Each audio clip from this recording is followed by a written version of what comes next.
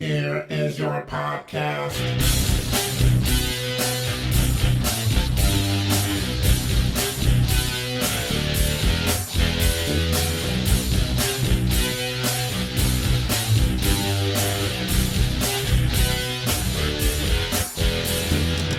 You know, I've been doing this show 9 years. In the beginning, it was great. I got to show up and just talk and leave. That was fantastic. But now Mex sends me this theme song, tells me to put my own voice in it. Lily shows up. She doesn't produce a goddamn thing. All she does is laugh, turn around, and go home.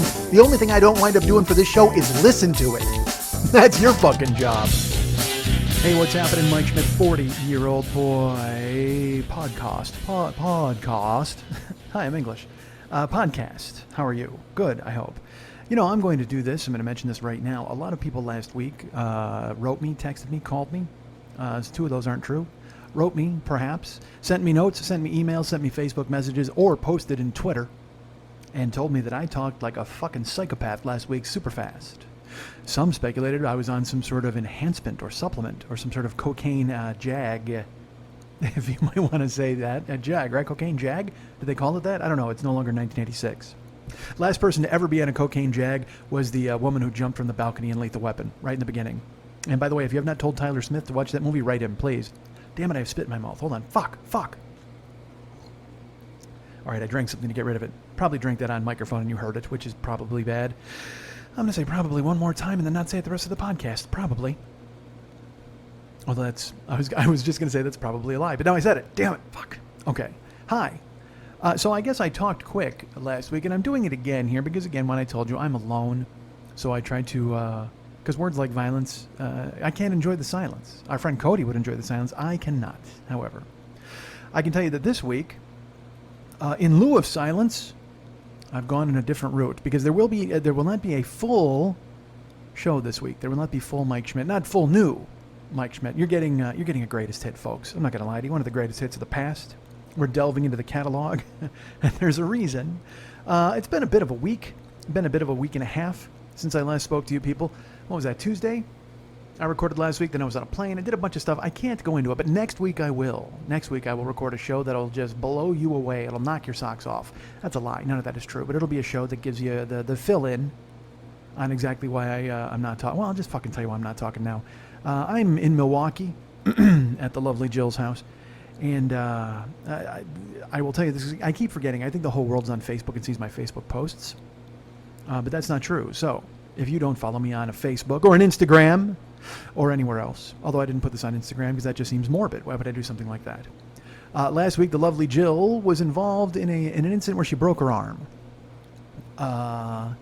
We were traveling. I'll tell you all about it next week. But the point is, I was thinking this week I was going to go down and record with David on Monday and do a show. Or I was actually looking into, remember I proposed that I would go to somebody's house and record?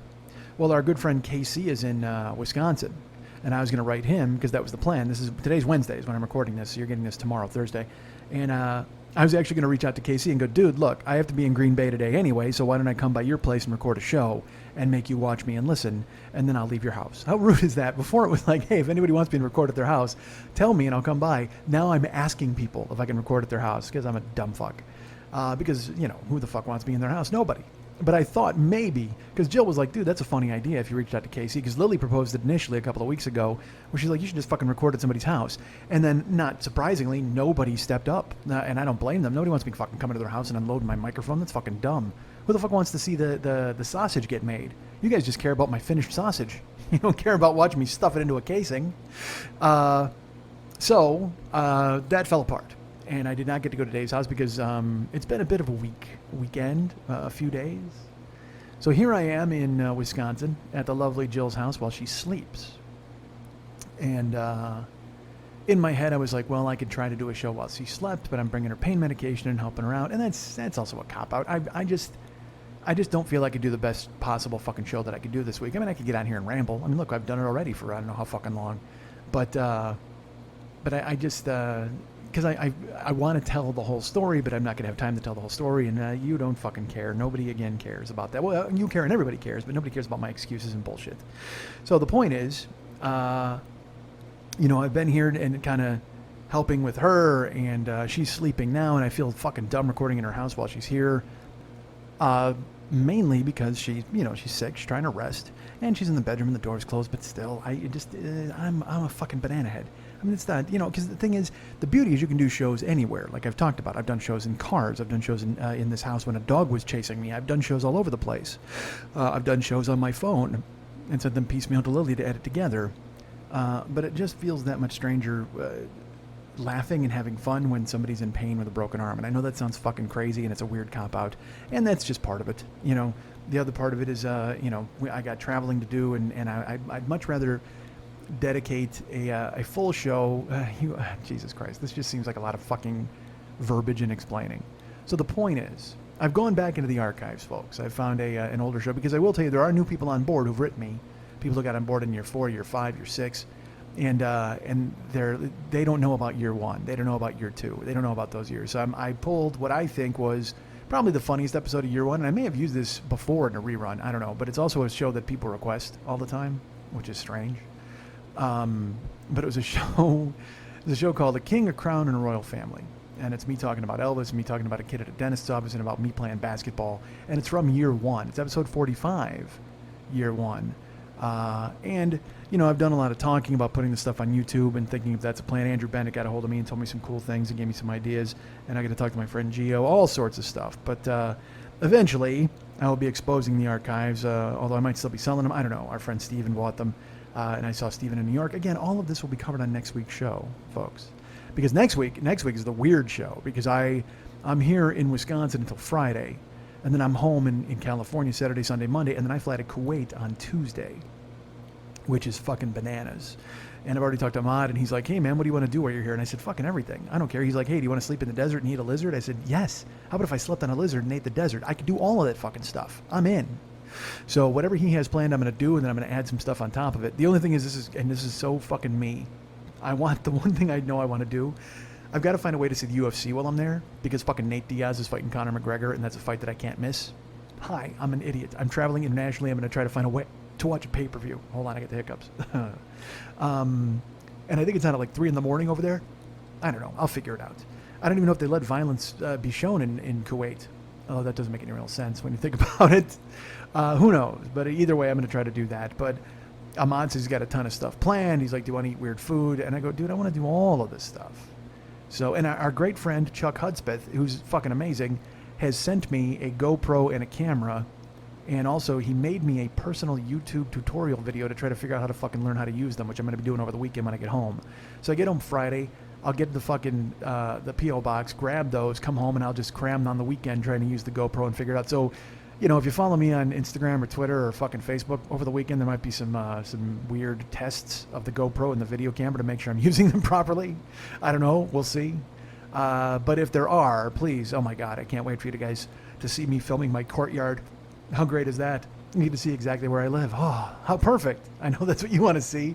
Hey, wonder what Mike's tree looks like. What's Mike's laundry room look like? Well, get ready, because this weekend you're going to fucking be inundated with all these bit and snippets and fucking little tiny videos of me doing nonsense, trying to learn how to fucking use this thing. So then when I actually get to Kuwait, I can film my kidnapping by ISIL fighters and find out exactly what happens.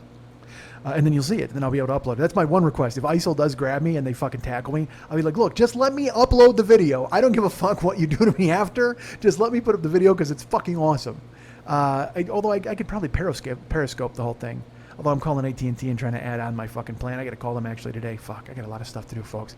I leave for Kuwait in less than a week. It's Wednesday. I leave next Tuesday night. Dude. So we've inverted the show here. We've done a little back and forth. This is the end. The end is at the beginning is at the end. So I'm going to put up the plugs are now. Basically, I'm going to do them here up top, and then we'll put on the full episode of The King, A Crown, and a Royal Family, and you can listen to your heart's content to some of the past. Some of my past is in your future if you just stick around and get through these fucking plugs where I talk like a psycho. But I will tell you this. I want to remind you folks about the Monday Night Teas every Monday night at the 3 clubs on Vine at Santa Monica. Well, fuck, I guess I should do all of it. You guys can get me. Yeah, let's do that, right? Because I'll just do that early on, and then we'll throw on the show. I'll do the plugs like right from the plug jump. You guys can get me at Mike at MikeSchmidtComedy.com. You guys can be my friend at Facebook.com/the40yearoldboy. And you can follow me at Twitter.com/the40yearoldboy. And you can follow me at Instagram. I'm Mike40YOB. Mike40YOB. And that's important because, like I said, I'll be going overseas and looking for data hotspots so I can post pictures of a camel or pictures of me eating a lizard, as Ahmad wanted me to do. So go to my Instagram, and I'm Mike4OYOB. Follow me there. Facebook, Twitter, all that neat stuff. Follow me, friend me, be my pal, my internet chum, which you already are, but let's make it official. David Hernandez does all the artwork for this show. You can find him at facebook.com/DavidMexHernandez, or you can go to his website and buy something from him. Why wouldn't you do that? Yeah, filthy deadbeats. Go to his website. That's artbydmh.com, ARTBYDMH.com. He's got Gycons, he's got Valscapes, and he's got custom artwork he can do for you. Whatever you want, he'll do it as long as you're paying. Unless you wanted to paint if you said, hey, paint a nude Mike Schmidt, I'm sure he's going to decline. Unless the long paper, the big green, the solid green, the simoleons, the mezuzah, if that's on point, I'm sure he would paint a naked me if that's what you're looking for, if that's what you're interested in, and why wouldn't you be? So go ahead and make that, just make that offer just because I want to see what he says. Just this for the uncomfortableness of it. Although I will tell you what, if you do commission a naked Mike Schmidt, I know where the red devil horn will go. That's my guess. So go to artbydmh, ARTBYDMH.com, and be Dave's friend and buy stuff from him, and we'd be happy, so would he. Ryan Dirks does all the web stuff for this show. Ryan Dirks. Go to facebook.com/Ryan Dirks and be his friend, and thank him for knowing, I don't even remember the fucking platform because he was the only guy who could do it at the time. Cobra? What the fuck is I don't even know. My fucking website and shit is written in some weird code. I don't know. But thank Ryan for it because he knows what it is. And remember that Lily Von Stupp is the producer of this show. I'll get to her a little bit more. Well, no, I'm not going to go on the other side. Am I going to throw in a song here? That seems awkward. No, I should just do the plugs, and then I'll throw in the episode. And maybe I'll throw in a song at the end. Maybe I will. It depends. Lily Von Stupp is the producer of this show. I can tell you that she has a Patreon page. That's patreon.com/Lily. Go ahead and donate money to her and be a monthly subscriber and make sure she can do all of her monthly exploits with your backing. That's pretty cool, including where she's at right now. She's out on the road. She's performing. She's at some burlesque festival. I think she's in Vermont this week, perhaps in Boston. I don't know. Go to her webpage and she'll tell you. Go to her Twitter accounts. And where can you find those, you're asking? Well, I can tell you right now. Go to facebook.com/Lily Von Stupp and gaze longingly, knowing you will never be her friend because she's so full of friends. But more importantly, go to Twitter and go to twitter.com/Monday Night Tees. Nope, twitter.com/MNTees, twitter.com/HollywoodBQFest, twitter.com/Lily Von Stupp, and twitter.com/Boobdini. And find out where she's purveying her naked wares this week. She's out of town, and next week, because she's out of town until like the fucking 20th. So today's the 10th. She's gone for 10 days. She's on the road, taking it off and showing you everything. So go ahead and find out exactly where she is by going to those Twitter accounts and following her there. And if you'd like to write her a personal note and find out how she feels about Facebook banning her from posting pages. I just found that out today because she tried to post something for me and I looked for it and it wasn't there, and she and I had a phone conversation where she's like, yeah, I was banned. And I'm like, well, you should have fucking told me so I could have done something about it. Not call Zuckerberg, but maybe post it on my own. But who am I kidding? I'm lazy and wouldn't have posted on my own. But you never know.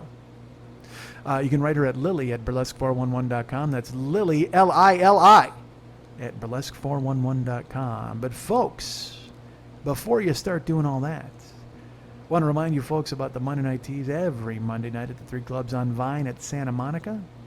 This week they had a Pokemon show. That's right. Lily is nothing if not timely and up on current events. And if she's like, you know what, that sounds interesting in the news, I'd like to get naked to it, she's going to do it. So she was Jiggly Boobs or whatever the fuck she was, and there was a Bulbasaur. There were all sorts of Pokemon Go characters. If you want to go to facebook.com/Monday Night Tees, you can see who was there. There's cast photos, there's curtain call photos, there are photos from people on stage doing their Pokemon stuff. Even funnier is Lily in her eye makeup, where she tried to look like Boobachu or whoever the fuck. So check those out at facebook.com/Monday Night Tees. I think you can find them on her personal page too, but like I said, you can't be her friend, but you can look at photos and stuff. Why not observe? I think it's a public page. But the Monday Night Tees, there's several amazing shows coming up in the next few weeks. This particular week, I'm not sure if there is one because I know she's out of town. Perhaps her friends Bella and Red are running it. I don't know. But you can go to, like I said, facebook.com/Monday Night Tees and see what's happening, or follow Lily at her Twitter accounts. I'm sure she'll keep you abreast. Come on. Of the entire situation. That made me laugh. And you can find out who's there. You can buy tickets. Brownpapertickets.com is where you can always find the tickets for the Monday Night Tees. Buy those tickets. Come on out. Check out Lily. Have a good time. Say hi to her. Tell her you listened to the show or you wanted to see her show. All that neat stuff. Our great friend Ruben is going to be coming to town this week, and he will miss Lily because she's out of town. So he's actually coming to another event that I'll talk about in just a second. And then he and I are going for pizza. Yeah, see what happens when you come to Los Angeles and I'm in town? You get to take me out for pizza, folks. I know you're thinking to yourself, well, who the fuck wants to take you for pizza? You do, damn it. Look in the mirror. Stare at yourself. Think long and hard about the fact that you sitting across from me and having pizza. Not looking at a mirror and looking at yourself eating pizza. Looking at me as I eat pizza. Don't you want to see me eat pizza? Don't you hear me on this show and think, fuck, I wonder what that guy would look like cramming a slice into his maw. Well, then fucking step up your game and come to Los Angeles and buy me a goddamn pizza. There are people out there who've eaten with me. There are people out there who can say, oh my God, I saw him put a sandwich in his face. It was amazing. Good Christ, I saw that guy eat a spoonful of gelato. Oh, you got to see this guy slurp down soup. He's the fucking best. You think he's funny on the internet. You think he's great when he's talking. Well, that guy, I tell you, he does a lot more things with his mouth than just talk. As a matter of fact, I saw him chew a salad one time and I cried. It brought fucking tears to my eyes to see that guy chomp a tomato and an onion at the same time. Not singularly. He could have gone onion/tomato. No, he went onion plus tomato. Because he's all about inclusion, folks. That's who that guy is. He's a salad-eating motherfucker who likes to go with everything at once. He combines it. What if you made a salad and you parceled everything out? You had the cheese in one pile, you had the fucking tomatoes. How weird would that be? Like a salad bar, but you built it separately? Ugh. I don't want that guy in my life. You want me, a guy like me who goes tomato, onion, chew. Tomato, onion, chew. I think actually that's what Lily dressed up for at the Pokemon show. She was tomato, onion, chew. I caught him. He was very hard. He escaped out of the red ball and jumped away. But still, I found him in the gym and we had a fight. I don't know if any of that is true. All I know is that Pokemon Go exists and I know Lily plays it. But they had the show at the fucking Monday Night Teas. Anyway, I'm a tomato onion eating fool. Buy me dinner like Ruben is, and you can watch me eat a pizza. How did I fucking get here? How's that in the plugs? Why is that a weird plug? Here's a plug. Buy me dinner and watch me eat. That's how fucking. That's what it's come to after 10 years. If you listen to this show, I'm sure I was already fucking decrying the fact the show ending. Now we are 10 years later, and I'm begging you to buy me food to watch me eat it. What a fucking sap. So, the Monday Night Teas is available. Tickets are available at brownpapertickets.com. All of the fucking shows are coming. Check them out. Go see girls in their fucking boxes on display. It's fantastic. Go see some stranger shoot you the pink and have a good time. Go get a couple of nipples in your face and enjoy yourself. Drink a couple of highballs. Stare at some ass cheeks. Have fun is what I'm saying to you folks. Go to the Monday Night Teas and do all those fun things. Some of those things might not happen, but your mileage may vary. So that's the Monday Night Teas, and that's cool. But also at the 3 clubs on Vine in Santa Monica. I don't know if you know this, folks. There's a show called 2020. Yeah, that's right. It's done it again. 2020 is this week, 8:15 Monday night. Show's at 7:30, I believe, and it's me doing stand-up comedy, along with the very funny Susanna Lee / Lucky Deluxe. I don't know what she wants to be billed as or who she wants to be billed as, but she's both of those people. But she's very funny. And then Bill Dwyer, who's fucking amazing and totally hysterical. Get Bill Dwyer on stage along with Susanna Lee, Lucky Deluxe. You got a show. Throw me into the mix, and you got a show and a guy talking. But still, 3 people talking is better than 2, right? Especially when 2 of them are crazy funny and one of them is just kind of hanging out and trying to make sure things go smoothly so we can get the fuck out of there and have pizza with Ruben. That's what the whole comedy show's about. I just want to get you to the funny people on stage so I can get the fuck out of there and chew some fucking butterscotch stuff over at fucking Matza. I guess we're going to Pizzeria Matza. Why didn't I tell you? We have a 9:15. If you're Monday night, if you're in town, you want to join us. I don't know if Ruben wants you to join me. How terrible is that? All of a sudden, Ruben makes a reservation to meet me for the first time ever, and I invite 100 people to dinner. But you know what, Ruben? You just can't overestimate the amount of people who want to see me shove a piece of pizza into my mouth. This is your fault. Why do I blame you? So, 2020 is a great show. It's 7:30 this Monday night, the 15th. Bill Dwyer is there. Susanna Lee / Lucky Deluxe is there. And then me, I will be there. We're all doing 20 minutes each of stories or comedy. And should be fun. Buy tickets. Tickets are available at Gold Star. There's a link on my Facebook page. Perhaps I'll tweet it out as well. The Gold Star links are available. Those are $5 tickets. But if you buy them at the door, they're $15 tickets. And again, no Lily this month, but that's okay. It should be fun and exciting. But that means someone else is going to have to run the stopwatch and time us. Because, we got 20 minutes and we got to hard out because there's a fucking Monday Night Teas after us. And, like I say, as I always say, come for the jokes, stay for the labias.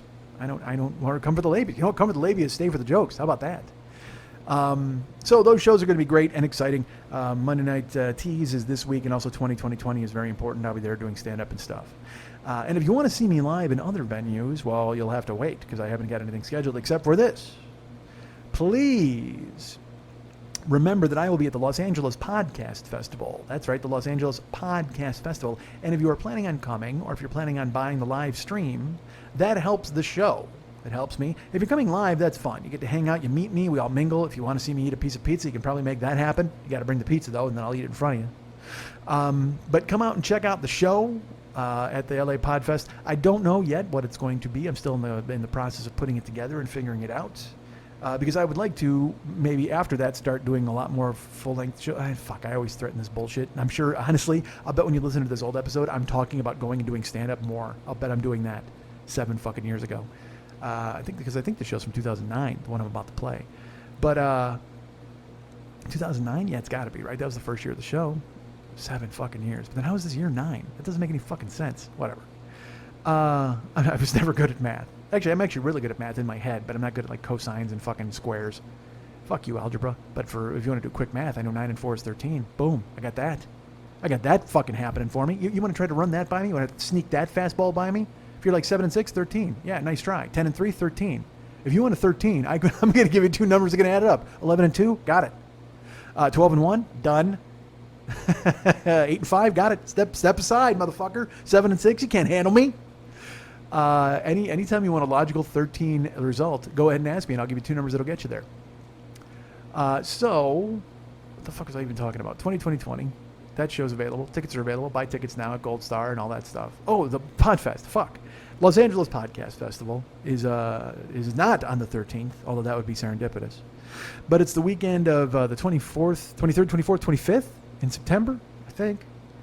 But if you buy tickets or purchase the live stream, use the code 40YOB. That's 40YOB, and get yourself some live stream ticket action, and I'll get myself some money. That's the important part. You can see, if you do the live stream, that's if you're home and you can't make it to Los Angeles for the Podcast Festival. And I should tell you this. The guys have been great to me. Dave Anthony, Andy Wood, Graham Elwood, Chris Mancini. Those are the guys who run the Los Angeles Podcast Festival. Well, they do it all themselves, man. These guys are fucking, they created this thing out of whole cloth. They pulled themselves up by their bootstraps. They've scheduled fucking hotels and booked shows and had these relationships they've groomed, and they've done everything they can to keep this thing alive. And you guys, by coming or buying live streams, support, and you keep their dream alive, and you're able to access these amazing shows that they're able to have a relationship with. And I mention this because there's now a corporate presence in the world of podcast festivals, and it's in Los Angeles. And they took Marin, because Marin did the Podcast Festival. I don't know if they're paying. I got no fucking idea. Okay, all I know is I have a private, personal relationship with Graham and Andy and Chris and Dave, and they've been cool enough to involve me in the show every single year. And I hope to go to do their show. First of all, I hope it still exists, because first, the corporate fucking show is never going to have me on, because they don't know who the fuck I am. I'm basically in this show because of you guys. Graham and Chris knew me, and they took a chance, and you guys filled a fucking room for me every year. And when they see, oh, well, Mike gets fans, and people come out to see Mike, it allows them to continue having a no-brainer policy of having me in the door. But if I'm only drawing 4 people, because I'll tell you what, I've been to the LA Podfest Festival, and there are some shows that get 4 people, 5 people, 6 people. They don't have a crowd. I have a crowd. I draw. You guys are great. And because you guys do that, they're much more comfortable with giving me a slot. Now, the fucking corporate people, they might not even give me a chance. I might not have the right amount of sponsors. I might not have the right amount of fucking downloads. I don't know how the fuck they're doing it, but I don't have a relationship with those people. The people I have a relationship with are Chris and Graham and Dave and Andy. And by supporting the festival, you're supporting me. So if you buy tickets to come to the show, that's great. But if you just want to buy the live stream to check out all the cool shows, that gives you a month to check out these shows. And I think you save $5 on the deal. I get money on the back end, and they sell you the live stream. So you support the Podcast Festival. They get a chance to do it again next year in the face of the fucking empire, because the goddamn emperor showed up and he's throwing out fucking, he's Palpatining this fucking festival. You can't Palpatine this festival. I'm in this festival, motherfuckers. It's the only people who will have me. It's the only people left on Earth who will actually have me. So please don't let this thing get Palpatined. Throw on your Darth Maul makeup and pace back and forth so you can Qui-Gon Jinn these motherfuckers, all right? Although he won. I guess that's a bad example. But still. I don't know why I went with the Star Wars references, because it gets the evil empire, right? I could have gone Yankees. Who the fuck knows? Regardless, support this festival. Use my 40YOB. Buy streamings. Buy all that stuff. And look, I get money. That's great. But more importantly, I want this festival to stick around so I have a place to perform every fucking September. These guys are going to be challenged by this corporate presence. And these guys might come in with big money and start taking big shows. And granted, that means they're not going to come after me. But still, these guys are able to get advertisers and sponsors because they have big shows who are willing to do it, like Welcome to Night Vale and Never Not Funny. These are big shows that do the Los Angeles Podcast Festival. So if you don't want to see them swooped upon and have all the good shows taken away, leaving them with me. I didn't mean it like that. I meant bigger shows that draw larger crowds. Support the Los Angeles Podcast Festival by buying live streaming, by buying tickets, by coming out. And I understand, man, if you live in Baltimore or you live in fucking West Virginia, like our friend Paul Pepper, that's a bitch, man. You can't fly out here and see the show. But, if you buy the live stream, it saves you $5 using my code, and it gets me some money, and it allows them to keep this podcast festival alive, so then you can get access every year online to some of your favorite shows doing live performances. And there's nothing like it, man. Seeing a live show, because you can hear me talk, you can come see me live. It's two totally different animals. And when you see my Podfest performances, I think maybe you see that, although it's kind of the same thing. I just get up there and I fucking ramble, and then I tell a story. And those, I'll tell you all about those in a minute. You can get those if you want to see those. But basically, supporting the festival is a cool thing. It keeps them in business, which means I'm going to keep getting invited and I can perform, and then you guys will be able to see me on stage at least once a fucking year, because I keep threatening to do more, but I don't. But we guarantee you the one time you'll definitely be able to see me is at the Los Angeles Podcast Festival every single year. So if you support it, they'll still be around, and I'll still get stage time. So if you go to, I think it's lapodfest.com, or just Google Los Angeles Podcast Festival and buy, if you can't buy tickets because you're not in town, I get it, but buy the live stream. And, use my code 40YOB. The code is 40YOB. Supports the show, keeps them on board, keeps them happening, keeps me going, and keeps you guys with a cool live stream every year that you can check out. Thank you. That's my public service announcement for my friends Andy and Dave and Chris and Graham, who really broke their asses to put this fucking festival together. And now a corporation has swooped in and is trying to fight them on their own turf. And I hate it. I won't lie. It kind of sucks. I just podcasting was the last frontier. I mean, and look, we all knew this was going to fucking happen, but like we always talk about, keep it indie with Mike Schmidt until somebody comes up with the best offer, and then fuck it, I will no longer be indie. Scoop me the fuck up. I'm happy. If you give me the cash, I'll sell the fuck out. I'll sell tampons in this fucking show. Which, by the way, we have a sponsor this week, Tampax. I apologize. Summer's Eve is our new sponsor. Some lady product. I don't even know what the fuck it is. I'll have to see a list. Lily told me, but I can't read the copy. So there you go. Please support the Pod Festival. Use my code 40YOB. 40YOB. Sponsoring the show this week is, of course, MileIQ.com. They don't know it, but they are. MileIQ.com/invite/HFVHB. Using that gets me $25 and gets you a handy phone app that saves all of your mileage for your taxes at the end of the year. Now, I understand a lot of you are deadbeats and unemployed, and that's why you listen to fucking podcasts in the first place.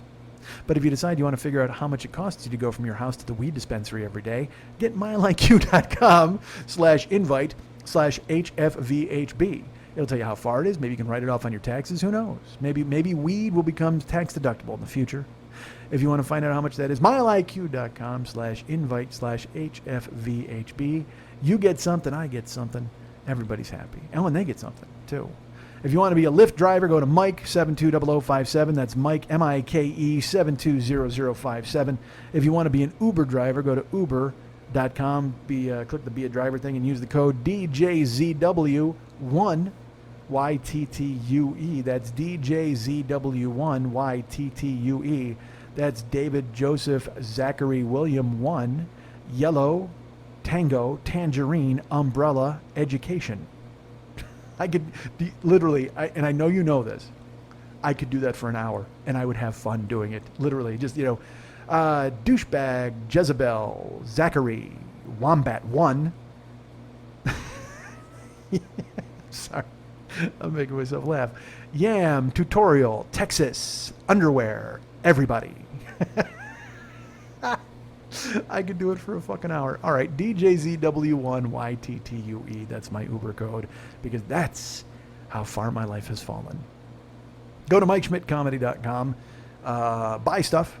There's all sorts of cool stuff on there. We got download sets. We got shirts. Hey, KC, I still have your mystery shirt. I will get it to you, I promise. I thought I could actually hand it to you in Wisconsin this week, and then real life occurred, and then I was unable to do that. I could not go on the road and help you out, but I will tell you now that if you go to MikeSchmidtComedy.com, we have, I should tell you this. First of all, all right, I'll tell you this.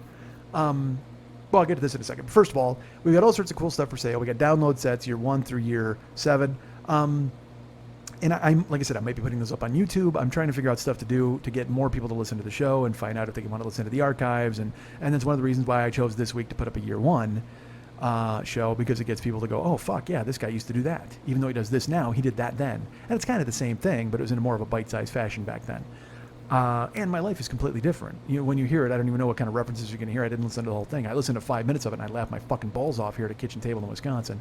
But you'll hear. So that's coming up soon. I should have just fucking rambled this fucking show and just put this up. But yeah, look at the bonus show you're getting here. You're getting new half hour. I can't even look at the fucking thing. But at MikeSchmidtComedy.com on the Joe Business page, we got year 1 through year 7 downloads available. Year 8 possibly is also available. I got to upload it. I'm having trouble with fucking Dropbox and everybody. You know that. I've told you this all the fucking time. So that stuff is available. Hey, Dylan, you never answered my email, man. Were you able to download the fucking links? I don't know. If you were or you weren't. But if you were, let me know. But if you were not, I'm working on it. And I'll go home. I got 5 fucking days to get everything done before I go die at an ISIL raid. But I'm looking forward to that. That's going to be fun. Well, I'm going to film it at least. I'm looking forward to filming it and being able to post it. That'll be the most successful Periscope in history. So we've got Schmitty Comes Live, Schmidt Alive 2, and Stop Making Schmidt. Those are from the Pod Festival shows. Those are available, downloads. And T-shirts, of course, the Yurt Dirt Dirt shirt. And I think, so I was going to tell you, we have 1 mystery shirt left, but now we have 2. And you're thinking, well, fuck, are you just giving us some of your laundry now as a mystery shirt? No. Nay, I say, that is not happening. Get this fucking story that I'm about to tell you real quick. And it's a preview of next week. The lovely Jill and I, before she wound up on the disabled list, we were in New York. And we went to a couple of places. I'll tell you all about that later. However, we went to a New York Mets game. We were in Citi Field for Mets Yankees. And in like the 3rd inning, no, it was like the 6th inning. It was the 6th inning. And they were like, all of a sudden, you know how they do those stupid fucking dot races, or there's mascots, and there's sausage races, and someone steals a base, and all that bullshit in between the fucking innings. Well, it's always fun to go to these different ballparks and see what everybody has. In Milwaukee, they have the sausage races, which are fucking amazing. In Washington, they have the presidential races. Those guys run. They have all these different things. Well, in New York, at one point, I think it was the 6th inning, they were like, all right, check out your tickets and see where you're sitting because the Mets Citi Field Perks crew is coming to your section. Bump, bump, bump, bump, bump, bump, bump. And we're like, all right. And I'm just sitting there. This shit happens every half inning. Hey, you want to win a free snow cone? This guy needs to know who Ed Kranepool was. I mean, it's some fucking trivia question, and it's always some dickbag who you don't trust. He's got one lazy eye, and he's got a Met shirt from 1979 on, and he's like, duh, Dave Kingman, and you're fucked. So you don't want to root for that guy, but you do because, oh my God, how do you pass up a Subway 6-incher? They were like, here's a free Subway sandwich, which fucking cracks me up because you're in fucking New York, okay? The best food, the greatest restaurants, and the best delis. And they got to deal with fucking Subway to give away a free 6-inch fucking sandwich if Noah Syndergaard strikes out 10 dudes. Or it was DeGrom. I was there the night DeGrom was the pitching. And DeGrom strikes out 8 dudes in like 4 innings. And we're like, all right, cool, we're going to get a free Subway. But I don't even want, who the fuck wants a free Subway sandwich? Not me. But I'll take it just because it exists. One night at 3 in the morning, I'll be driving Uber. I'll be like, fuck, I'm hungry. I got to redeem that Mets Subway coupon. But then, of course, DeGrom doesn't strike out the next 2 dudes and they fucking yank him, which is fine. But I mean, they fucking dominated. They ethered the fucking Yankees the night we were there. So anyway, we're in Citi Field and they're like, all right, here comes the Citi Field Citibank Perks crew. Bump, bump, bump, bump, bump. If you're in section 503. And I literally... When Jill and I go to these games, we buy seats in the fucking sky. I mean, we're sitting on the moon, and we don't give a fuck. They give you those opera glasses and magnifying glasses and shit just so you can see the players. Every time I go, it looks like a flea circus is playing baseball. But we don't give a fuck, because we just want to get into the stadium and walk around, see what's happening, look at the food, sample the wares, check out the views, see a home run get hit and see the celebration, hear the music, see what they do at the 7th inning. It's fucking great. It's really fun. So I don't really pay attention to those games, except that's bullshit. I always try to find the ball under the cap, which, by the way, I'm undefeated in. I don't give a fuck what stadium I'm in. I don't care where you put me. I will always win the cap thing. When they hide the ball under the cap, I dominate. I'm pretty good at the attendance one. I'm probably about 80%. That's a lie. I don't even know, because that's just a fucking goof. Who the fuck knows guessing the attendance? But the cap thing, that takes real skill. He said, ironically. Sitting in a fucking stadium where real baseball players are playing baseball, and I'm sitting around like a dumb fuck eating a beef sandwich. So they're like section 503. Now again, like I said, we sit in the ether, the netherworld, so we don't really. Some of the times we don't even take our real seats because we'll walk around and we'll just find the empty seats and we'll sit down and watch the game. Then we'll walk for a couple of innings and we'll look around and we'll sit and we'll like even at Mets Field, we went and got a fucking steak sandwich, like a Pat DeNorfia or whatever the fuck, I don't know, Pat DeFrane. I couldn't even tell you. Some Pat guy, he made a steak sandwich, and I'll tell you, when you read the description, they're like, it's a homemade baguette with a fucking filet mignon and caramelized onions and a beef jus, and I'm like, God, that sounds delicious. And then you buy it, and you're like, it's a steak sandwich. You know, I mean, you know what I do? I order adjectives. Like, I eat adjectives. If you could fucking put adjectives on a bun, I'd fucking eat the shit out of it. I would eat the fuck out of an adjective sandwich. But instead, they wind up ordering, I'm like, steak sandwich, oh my God, with like fucking a jus. Oh my God, you got a jus on it? I'm so in. Dude, I totally can't wait to cram a jus into my mouth. That sounds weird. But we got the steak sandwich. So we walked around at the beginnings of Citi Field. We watched the game a little bit. We went and walked a little bit. We got the steak sandwich. And it was good. But it wasn't anything like the fucking sandwich I had in Dallas, which I was going to tell you about next week. I'll just fucking tell you now. We ordered a thing called the Wicked Pig Sandwich. We went to Arlington to the fucking Rangers game. And I'll tell you more in depth about that. So, but this fucking sandwich, dude, it was pulled pork and bacon and sausage and ham on Hawaiian bread with like triple-decker Hawaiian bread surrounded by chicharrones. I mean, it was a fucking retarded sandwich. We read about it, and we were like, oh, dude, that sounds cool. So we made a beeline for that fucking concession stand because they said it sells out. We pulled up, and the best thing of ordering those food, when you order that shit, they give you this look like, what the fuck is wrong with you? Like, they can't believe anybody's ordering this monster sandwich. And the guy will almost sigh. Like, because again, it's Dallas, so it's 99 degrees, and the dew point, which I just learned this week from the lovely Jill, is more important than the humidity. The dew point's like 99 as well. The humidity is like 81%. So it's that thing where it says, if you check your weather app, it says 99 degrees, feels like 114. Because you're basically in a fucking microwave oven with a bowl of water. That's it. So it's steaming, and you're in it, the doors are closed, you can't move, and that's the entire fucking state in Dallas. So we get this Wicked Pig sandwich. I stand in line for it. I get to it and I go, hey, I want to try the Wicked Pig. And the guy, he's pouring sweat. He's fucking out there in the sun. They're putting Michael Young into the Rangers Hall of Fame, which is fucking awesome. We haven't even found our seats yet. We made a beeline for the fucking Wicked Pig sandwich. I get to the thing and I go, hey, man, I want to order the Wicked Pig. And the guy just buying the thing, he's sweaty. He's fucking tired. The game hasn't even started yet. You can tell he just wants to go home, and he just goes, are you sure? Concession guy tries to talk me out of getting this giant fucking sandwich because he thinks it's just for me, and I'm like, and so this is my stupid thing. I go, oh, it's not just for me, it's for me and her. And again, you can't even see Jill. She's so tiny. I got to give him the opera glasses and the fucking magnifying glass to see her from the concession stand because she's 5 foot tall, 99 pounds. And he's like, oh, yeah, I'm sure she's going to split it. Like, she couldn't eat the sandwich. She could use it as a bed because she's just like the princess and the pea. She could lay on the top of this triple-decker sandwich and sleep and not smush the bacon at the bottom. That's who she is. So he looks at me like, fuck you, fat ass. Don't even pretend that you're fucking going to split it with that chick, you dumb fuck. You fat motherfucker. You're going to plow this entire thing down your gullet. Don't act like she's involved. Don't make her an accomplice. Don't shame her name. Don't sully her reputation with you eating 40 pounds of fucking pork in public, you fat fuck. I could see it in his eyes. So he's just kind of like, all right. And the sandwich is like $22. So we get that. Jill goes and gets a beer. And we sit down to work. When I order it, I'm waiting for it. It takes 4 guys to fucking build it. They're scooping the pork out. They're getting the fucking pork rinds. And a guy next to me is with his kids. And he just goes, what are they doing? Like, he's looking behind there. And I go, that's the Wicked Pig sandwich. He goes, is that real? And I go, yeah, it's on the menu up there. And he sees it. He goes, $25. And that's a lot of sandwich. I go, well, that's a lot of pork. He goes, that's a lot of dough. And I go, yeah, it is. So then they walk it up to me. They got to put 2 skewers through it to hold it together. And they put it on the counter. And the kid's son is just like, Daddy, is that for us? And he looks at his kid and he goes, nah, we couldn't eat that in a week. Like, literally just like dismisses me completely because I'm this fat monster who's ordering it. But he goes, nah, literally to his kid, nah, we couldn't eat that in a week. And I'm the cautionary tale now. I'm like, the kids, don't be like this guy. Don't try this at home or in a fucking ballpark. So I pay for that sandwich. I bring it over to Jill, and I put it on the table, and she just looks at it and just rolls her eyes at me. But I tell you this, she's completely on board. She's not rolling her eyes at me for buying the sandwich. She's rolling her eyes at us because we're goofy and we buy that shit. But we both want to fucking eat it. We can't wait. But even she is just like, why are we doing this? What is wrong with us as people that we felt we had to fucking break this out? So, but we ate it, man. And we ate the fuck out of it. It was goddamn awesome. So we plowed through that, and we're chowing it. And, you know, the bacon should be crisper. It's a little underdone. But you can substitute the chicharrones on there and make it work. And then you're pulling the sandwich apart, and you're just eating the pork. And, I mean, we ate like 4 solid bites. Because what you do is you take it apart and use the bottom, and then the other sandwich is open-faced. And then you just eat the meat off of that. But we fucking cleaned house on it. I mean, we put it away. It was good. But then when we went to New York, we got that steak sandwich, and again, the same deal, adjectives. It's like, oh, a beefy jus and caramelized sweet onions, and I'm like, I'm in.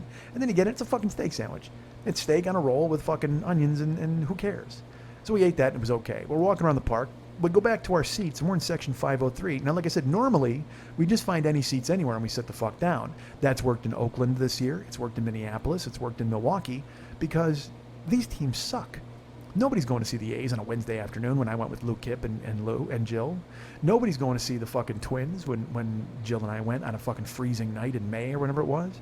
Nobody's seeing the Brewers. And I mean nobody. We went on a Friday night to see the Brewers. There may be 11,000 people in the park. I mean, it's a fucking mausoleum.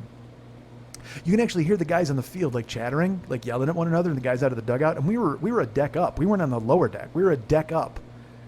But these other stadiums like New York and the Texas tour that we just went on, we went on the Texas tour and we went on the New York tour. The best part, all these teams are in the pennant race.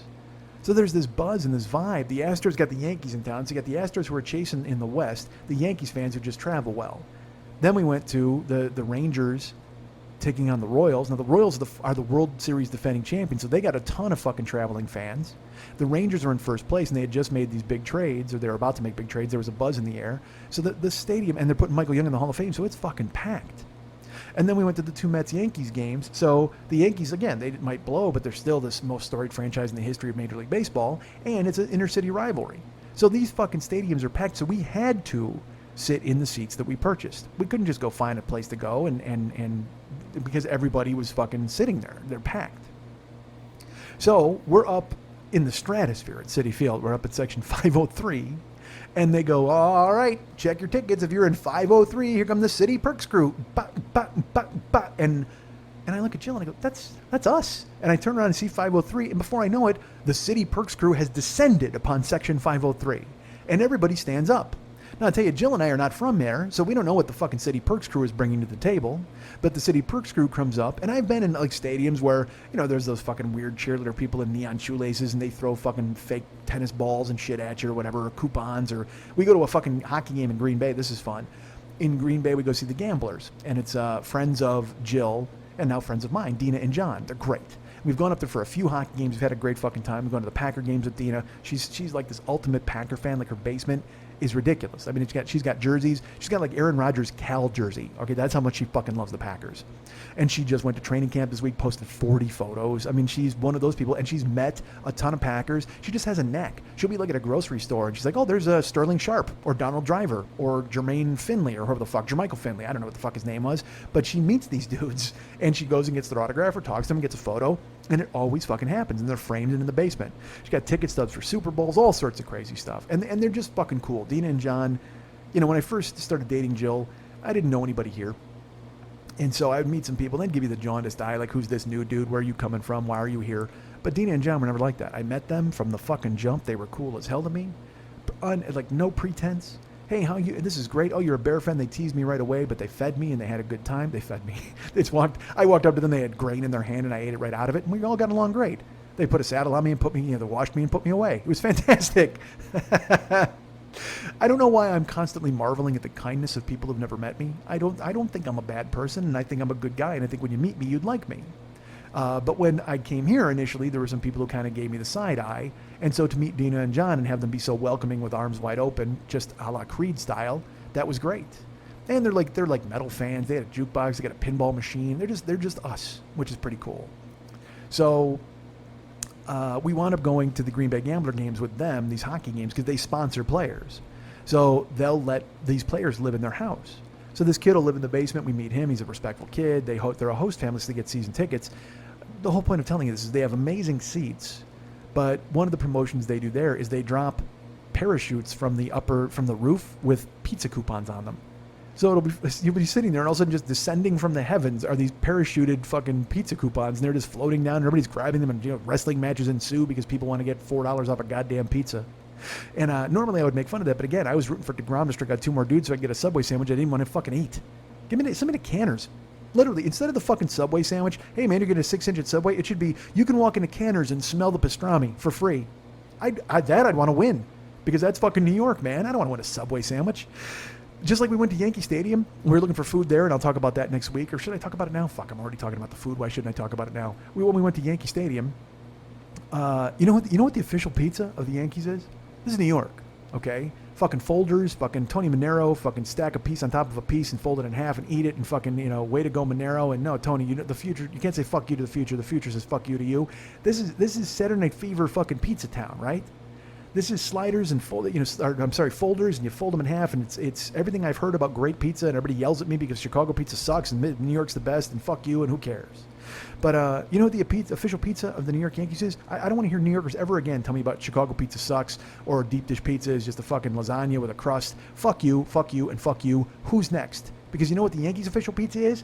Papa fucking John's. Yeah. You walk around, it's official pizza of the New York Yankees. That's the pizza you serve in the new Yankee Stadium, in the new palace that was built in 2008 or whenever the fuck it was. Papa fucking John's. You motherfuckers. That's as phony as you supporting A-Rod after his fucking PED bullshit. And I don't even give a fuck. You know me. I like a steroided up guy. But to fucking sit there and rip him, and then when he comes back, you love him and all that horseshit, that's just phony as fuck. But Papa, you tell me Chicago pizza sucks. You tell me pizza's bad in my fucking hometown. You tell me, oh my God, Chicago isn't even a pizza. It's a fucking gravy boat with fucking tomatoes in it. And then you fucking have the balls to make Papa fucking John's the official pizza of the New York Yankees, your flagship franchise. And yes, over the Giants, over the Jets, over the Knicks, you motherfuckers, over the Rangers, over the Islanders, over the Mets, you cocksuckers. That's right. The Yankees are what everybody thinks of when they think of New York. And now when I think of pizza in New York, I'm going to think of Papa fucking John in his red fucking shirt, hugging Peyton Manning, giving a little tongue in the ear. That's what I'm going to think of, you cocksuckers. You're going to tell me that fucking your pizza is dominating my pizza? Papa fucking John's at Yankee Stadium. You walk around, I laughed. And the best part is they've got shit food in the other fucking places, okay? They got maybe Nathan hot dogs are okay. They got some other burgers and other bullshit. But dude, Papa John's, there's still people in line. It wasn't empty. I thought there would be nobody there. Even Jill and I were laughing because, look, it was empty compared to the other fucking concession stands, but there's still 8 people in line for Papa John's pizza. And look, I always talk to Mex about it. I'm like, why the fuck does Papa John's even open in Chicago? Why does Pizza Hut even open up in Chicago? He goes, because of middle schools. And I'm like, you're absolutely right. That makes sense because there are kids who will not eat anything. They'll eat toast with fucking cheese spread on it and call it fucking pizza because kids don't know any better. But the New York fucking Yankees should know better. 27 titles should know better. Derek Jeter, Charlie Hayes, fucking John Wetland in 96 should know fucking better, you motherfuckers. Bernie Williams, the fucking trio, fucking Andy Pettit, Roger Clemens there for a while. You motherfuckers should know better pizza, but no, Papa fucking John's. That's the New York Yankees official pizza. Fuck you and fuck you. Tell me my fucking Chicago pizza doesn't rock. God damn it, step right up. I will fucking hit you in the face with a Papa John's pie, and you won't even mind. You won't even mind because it won't be hot because it comes in that fucking box and the sauce tastes like fucking tomato vomit. It's awful. Jesus Christ. And you have the balls to call that the fucking official pizza of the New York Yankees. Fuck off. So, however, we walked around and we were looking for things to eat and we were Googling stuff to find that was there at Yankee Stadium that would be good to eat. And then we found what they called the GOAT, which was the greatest of all time burger. And it was like a bacon burger with the goat sauce and pulled pork on it. And I'm like, dude, that sounds fucking awesome. But then Jill, when we're in line, she's like, you know what, dude? We fucking ate that in Texas. I go, what do you mean? She goes, we just ate a bunch of pork in Texas. Why would we do that? Let's get something different. What else did they got? So we Googled it again and they had a fucking sandwich called the Barnyard Sandwich. And it was on a baguette, on a roll, like a soft brioche roll, perhaps. And it was a fucking fried chicken steak and pulled pork. I'm sorry, bacon. It was a fried chicken cutlet, pulled pork, potatoes, and a hamburger patty, and cheese. Because barnyard sandwich, get it? Cow and pig and chicken and potatoes, and all of it on a bun. And so I'm like, all right, I'm excited for that sandwich. He goes, are you sure? I mean, you know what? You wanted that greatest of all time burger? And I go, no, dude, seriously, are you kidding me? Anything different? I'm fine. You know that. So we waited in line. We get to the front of the line, and I ordered the fucking barnyard sandwich. And I guess I'm expecting them to handcraft it, and have a bunch of chefs make it. And they got one chicken section, and they're making the chicken, and then there's a burger guy, and it'll all come together in this heavenly pile. Instead, the dude turns around, and he goes under a heat lamp, and he just grabs one and hands it to us. Now, I'll tell you what, in Texas, I watched 8 dudes assemble my fucking pork sandwich. They got the bacon station, you got a ham guy, you got a chicharrones guy who's just in charge of fucking opening them up and sprinkling them with a little dust. I mean, it was fucking beautiful. In New York, one dude reaches under a heat lamp and grabs my barnyard sandwich. And I got some fries on top of it, got Jill a beer, did I get a soda? I might have. And we went walking, and I couldn't wait to eat it. We had to walk all halfway around the stadium and go up to our section in Yankee Stadium to eat it. And we each bit it, and we laughed because it was fucking nothing. I eat adjectives. They're like, fresh potatoes and fried chicken-y thing and sweet pork and a fucking burger. I'm like, oh, this is going to be so delicious. And then I bite it, and it's just food. I romanticize the fuck out of food all the time in my brain where I'm like, goddamn food, so good food. Everyone loves food. I love food. It's delicious. And then I get it and I go, nah, this is just fuel, right? This is just food. But it doesn't stop me from cramming it down my face. Jill, I think, maybe ate 3 bites of the barnyard sandwich. She goes, that's a disappointment. I'm like, yeah, it kind of is for $16, certainly. But I tell you what, at least it wasn't made by fucking Papa John. I'd rather have one minimum wage dude reach under a heat lamp and grab me a pile of fucking garbage than give me a Papa John pizza, because fuck that. But we tried the barnyard sandwich and it was good. And it was okay. It was just fucking okay. Got some fries, but it was okay. We got this in City Field. We got that steak sandwich, just okay. Nothing as good as the Texas sandwich, which although the bacon could have been crisper, was still a better sandwich than those sandwiches. And in Houston, we got the brisket potato. Oh, fuck, we ran to get it.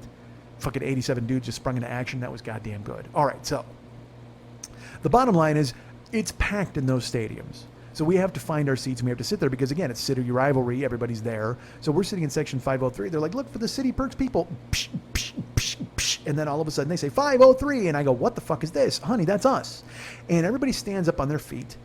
And I'm waiting. Our parachute's going to come down with pizza coupons. I don't know what's happening. All of a sudden I just see projectiles flying into the audience. And so I stand up.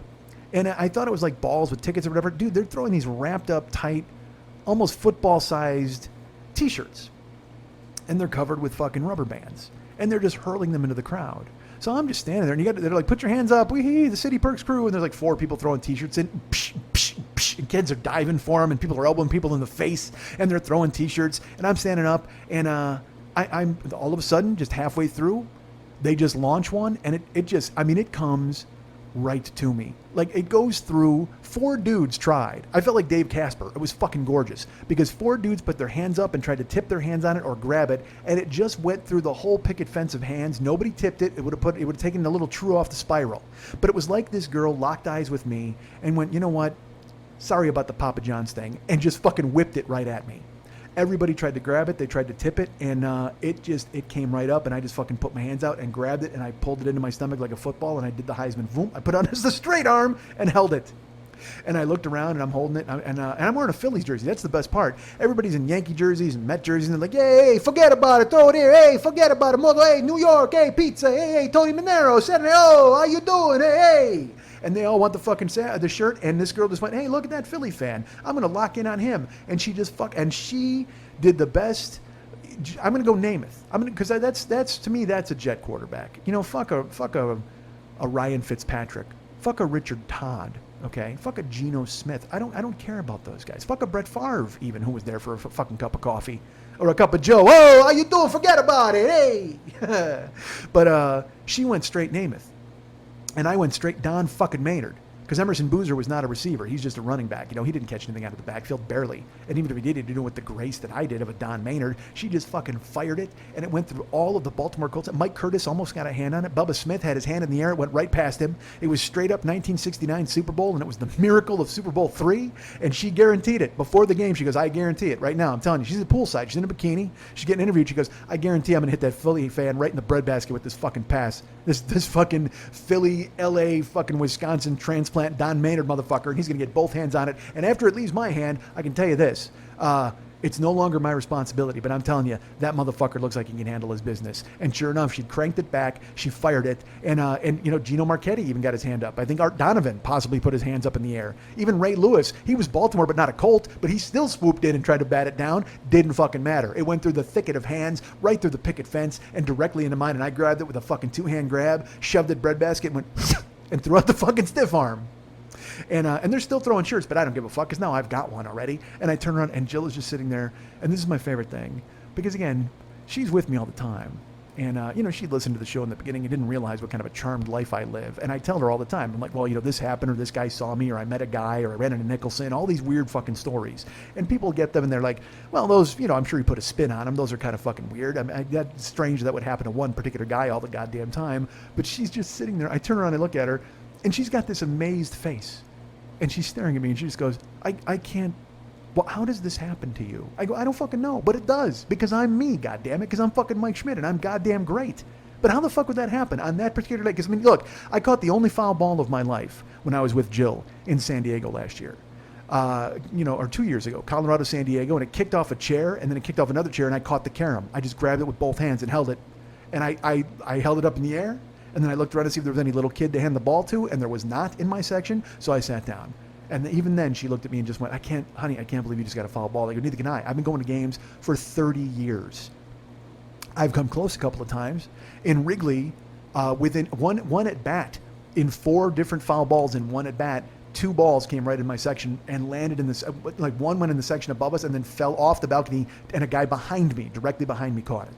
That's the closest I'd ever come until that day in San Diego when I caught a 2-caromer off tuck, fucking 2 different seats, and grabbed it 2-handed and looked at Jill. So it's just magic. It's fucking, I don't know how, I can't explain it when that shit happens. So I get the shirt, I look at her, she got the same look on her face she did when I caught the foul ball.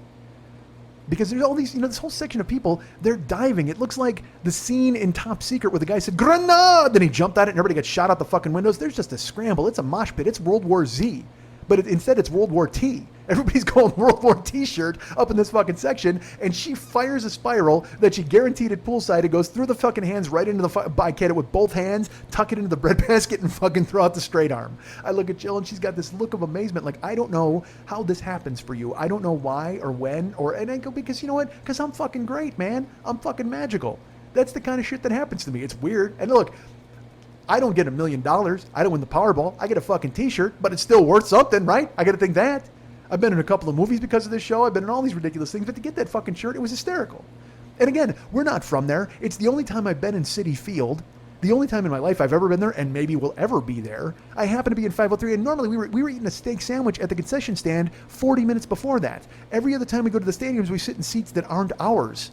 But we had to sit in these seats. We had to be in our section, and we just happened to be there when the Citibank Perks crew came through, and that fucking female Namath with tits just fired a goddamn T-shirt right into my hands, and I mannered it, breadbasketed it, and fucking threw up the Heisman. Gorgeous. So the reason I tell you this story, the reason I bring this to you, the reason I tell you all of this, folks, is because now we have 2 mystery shirts. Because while we were holding on to it, Jill posted it online, and she's like, he caught the T-shirt during the T-shirt toss. I hope it's a size small. And I believe it might have been Dylan who wrote on I forget who it was. It was a friend of ours, Dylan. Possibly Dylan. Was it you? Or it was someone who begins with a D off the top of my head. I think it was Dylan. And he was like, future mystery shirt with a question mark. And we both read it. And she showed it to me on our phone. And I just went, holy Jesus. She goes, that's a fucking great idea. I go, that's a fucking fantastic idea. You got to be kidding me. So, folks, I'm telling you this now. And she's like, you should put it on eBay. You should let people bid on it to help the show. You should not make it a mystery. They're all, and we considered that. Where all these things, we were going to throw it up. But I mean, it's not really a shirt that has anything to do with the fucking show. I mean, it's got this anecdote and this story behind it, but who fucking cares? You don't. Oh, no, you do. Everybody cares. You care. Everybody cares. But the point is, I might make that. I think I'm going to make that a mystery shirt. So, right now I've got 2 mystery shirts left. And if you want to get, no, do I have 2? Yeah, I think I have 2. But the Mets shirt is the next mystery shirt on the block. So I will see, like, part of me is like, should I throw it out for bids or fuck it. Let's just make it the mystery shirt. Who the fuck cares? Because I'll tell you what, we haven't even opened it yet. That's the truth. You're going to get it in its original package. It's still got like 40 rubber bands around it. I've never opened it or unrolled it to even see what it looks like. It could be a 1986 World Series Mets t-shirt. It could be a 2015 National League Champions Mets shirt.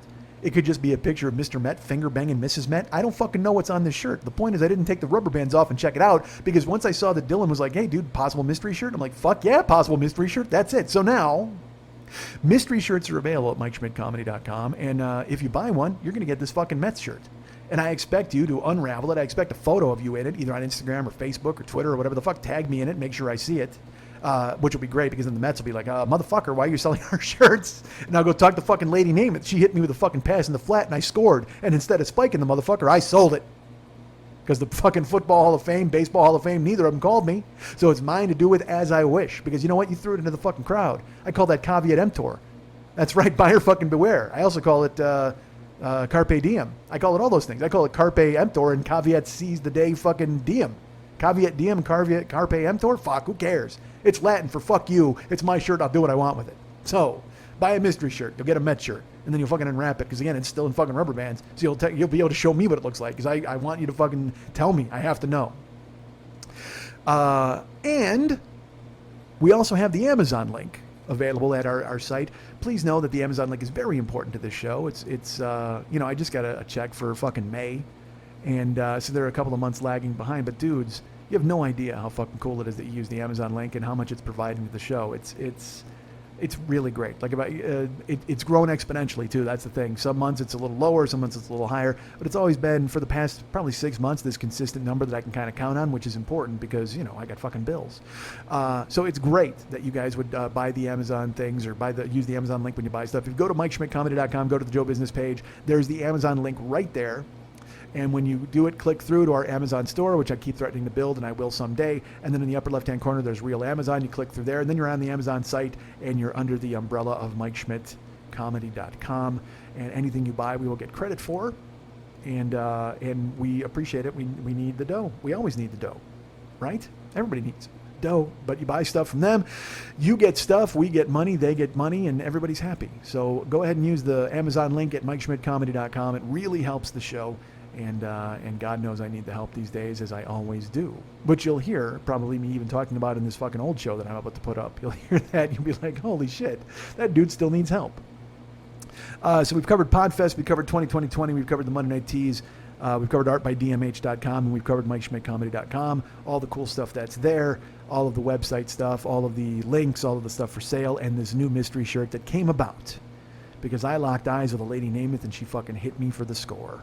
So please go ahead and purchase some stuff and have fun. And also, we had Mike Lives Matter shirts, but that ended. I want to thank our friend Liana for buying one. It made me laugh my fucking balls off when she posted it in the Westside 86 Jokers page. If you're if you're on Facebook and you're not in the fan club, come on, you suck. Join the fan club. Just because. I mean, there's really nothing exclusive. Perhaps I'll go in there and start posting exclusive stuff, but I mean, you can still read it. It's a public fucking thing. But it helps me think that people are care. So go ahead and join the fan club. But Liana posted her Mike Lives Matter shirt in the fan club, and I seriously laughed like a fucking idiot because it's hysterical. I don't think anybody bought Ahmed, and Mike. I don't think anybody bought that one. And we didn't put one up last week because, that's Lily's gig, and I was alone, and we won't put anything up for this week, and I probably won't put anything up for the Kuwait weeks. But when it strikes us and it's funny, we'll put up T-shirts on Teespring because they're hilarious. But thank you, Liana, for buying the Ahmed, and Mike. Or no, you bought Mike Lives Matter. And some other people did too. I think we sold like 6. I don't fucking know, but you guys are hysterical. I didn't even buy one. I wanted to. I should have, and I didn't. But thank you for supporting the show. So all that stuff is out there. And so right now, if you've ever wondered what the show was like in 2009, if you weren't around for that, and I will tell you this, 98% of you were probably around in 2009, and thank you for sticking around as long as you fucking did. But if you're new and you don't know what the show was like in the early days when I used to go record at Lily's house before, at first I recorded at Eric's house. I should put up one of those too. Nah, fuck it, I don't have it, I don't think. Well, I'll put up a Lily episode first. And maybe sometime in the future I'll put up an Eric episode. Or just buy your fucking one, you cheap fucking cocksuckers. That seemed strong. You Randy Shillingless bottle tippers? I don't fucking know. That would be on the shirt, Randy Shillingless bottle tippers.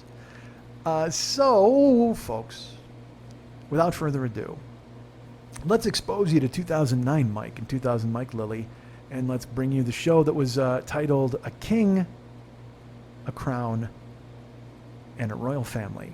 And I'll tell you, stick around. That was a weird, I'm going to do that intro again in a second, but I got to tell you, there will be no me at the end of this. I'm not going to button it. I'm going to throw this up with the theme music from that year, which was, actually it was from year 2, because year 1, all right, let's talk about this for just a second. Folks that are new, year 1 every show started with a Van Halen song, basically, except for the election year 1 where Obama got elected. I guess the show started in 2008. No, that's what it started in 2008, and then this was from 2009 because it bridged the gap, because I think I started in April 2008. Nobody fucking cares about the history of this show. Actually, you care. Everybody cares. But the point is, folks, I wound up doing every show before Mex came on board with the theme music, which was a fantastic fucking idea by him. Every show started and began with original music I wanted to use. So this show actually started with, I'll tell you right away exactly what this show started with. This show started with Little Guitars by Van Halen, I chose that because I loved Van Halen. I should tell you this: if anybody wants the show notes for this one, for the first couple of years, folks, also when you bought the download sets, I had show notes for every single episode. So if you want the notes for episode 45, write me and I'll fucking send it to you. It's a Word doc, and you'll hear me describe it. But I mean, this is the fucking, I loved this show and it was fantastic. So anyway, opening music used to be Little Guitars, and the closing used to be Too Much Monkey Business by Elvis Presley. And you have no idea how happy I was when I discovered that song and got to use it as the closing music. I was so happy. But now you're going to get the version because we had, obviously, since we were selling it, we could not use any original music by original artists because ASCAP would come sniffing the fuck around. And at the time, I didn't have an Amazon link to pay these motherfuckers off. So we went ahead and repurposed. Mex did all the theme music for year 2. And when we decided to package year 1 for sale, we put all of the year 2 music, and Lily did that, and it was fucking amazing of her. She put all of the year 2 music on the year 1 episodes. So, and also for this episode, Max, I talked to him, and he's like, I didn't get to do artwork for that. So maybe I'll just do a painting, because I said it's a rerun or a sick day. And look at this, I've talked for I don't know how fucking long now. But I said it's a rerun or a sick day, dude. So you're going to want to do something to allude to that. And he's like, well, why don't I just do fucking artwork? Because I didn't get to do artwork for year 1, and I never got to draw. I never got to paint for this. And I said, well, that's fucking cool. I go, I leave it up to you, whatever you want to do. He goes, well, maybe there's a cool way to introduce the fact that it's a sick day or something. And I said, whatever you want to do. I said, but if you wanted to do actual artwork for the episode, and he goes, well, I'll tell you what, send me the episode, I'll listen to it. And then I'll see if I want to create a painting for it. And I think he's going to, which would be fucking fantastic. He might allude to me being off, but I mean, I'm not really off. I talked for at least a fucking 45-minute chunk here. I got it, right? But so he might do an original painting for this episode. And then, like I said, Lily went and repurposed the sound. But the whole point of this fucking thing is, here's the episode. And I'm not going to be at the end of it. I'm not going to come back and fucking torment you with more. Oh, how about that episode? Remember the part where I said this? I mean, that would just be fucking indulgent, as opposed to doing a full hour before the fucking hour podcast I'm about to give you. God damn it. Why do I always do this? Why does this happen? Can you explain it to me? I can't. All right, so bottom line is you're going to get this full show with the theme music there. And I don't even know if I'm putting the theme music at the beginning of this. I might not. I might just introduce it with a dry recitation of words. Who knows what I'm going to bring to the table? I'm a mystery, folks. I'm a mystery. I'm not unlike a mystery shirt. You know what? You should just wrap me up in rubber bands and throw me to the friend of your choice in a Phillies jersey. Here it is, man. A king from year 1, episode 45, year 1. A king, a crown, and a royal family. I'm not making any money talking these days. Good Christ.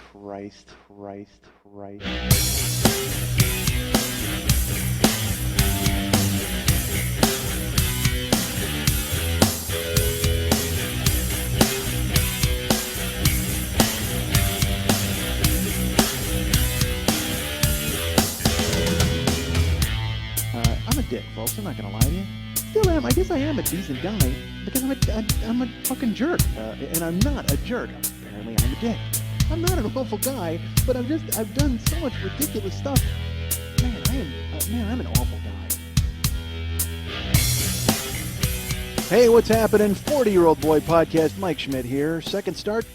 That's right. Second attempt at this podcast.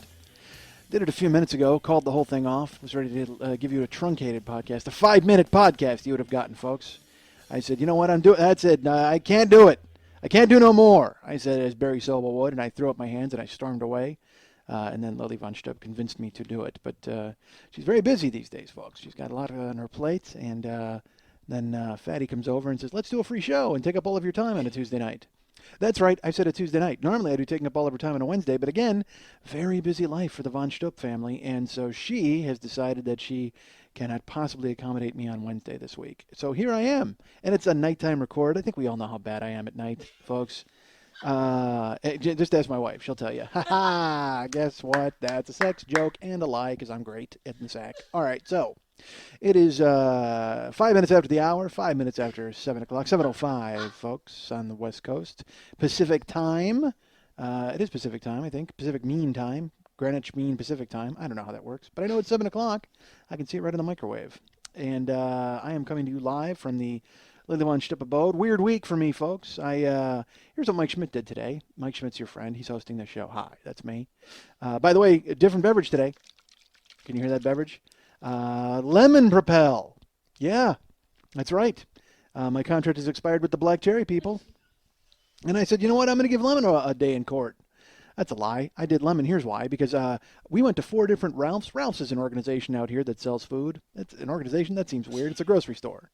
It's a secret organization. You go there, you got to wear a hood, knock 4 times, they let you in the door. So I go to Ralph's, and we went to 4 different Ralphs looking for Black Cherry Propel. They're out. And now I fear that maybe Propel is on its way out or Black Cherry is being phased out, but it can't be because Black Cherry is the only one that anybody fucking drinks. When I go to the store, it's always gone. I always have to they got to go to the back and pull out like a hand cart and a pallet. And again, it's a mystery. I got to wink 3 times and give them a high sign, and then they sell me my Black Cherry Propel. It's like it might as well be heroin in a bottle for all the fucking hoops I got to jump through to get this stuff. So, but now we went to 4 different Ralphs and they've exhausted their supply. All the shelves are empty of that. But of course, they've got fucking horrible kiwi, which I wouldn't use to polish my silverware, to be fucking honest with you. And berry, I don't trust berry. It's berry flavored, which means it can't decide. Fucking choose a berry. All right. I don't want be strawberry. There's blueberry. There's raspberry. There's gooseberry. There's snozberries, as I think Willy Wonka taught us all. And I think it's just an unholy compendium of all of them in one bottle to just create berry. And I got to tell you, I'm not on board with berry. It's gross. I'm not a fan. Pick a fucking berry and maybe I get on board, but otherwise I'm out. So I see, because black cherry, there you go. If it was just cherry, I'd be like, yeah, are we maraschino cherry? Are we, like black cherry? But no, it's black cherry. Boom, I'm down. Who's the cherry that won't cop out when there's danger all about? Black fucking cherry. You're damn right. So that made me laugh. So black cherry is out. So today lemon. So here's what they did though to entice the former black cherry buyer known as Mike Schmidt. They got a whole shelf of lemon, 50 cents. 50 cents a bottle. How do you pass that up? Honestly, I don't. Kiwis. I might have even bought kiwi at 50 cents a bottle. I might have been talked into it.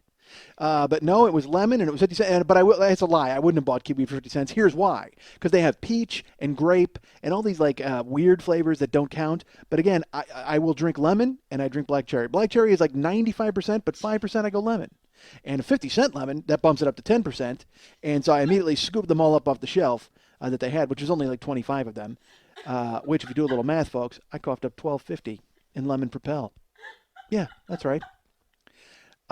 This is a lot of talk about a drink.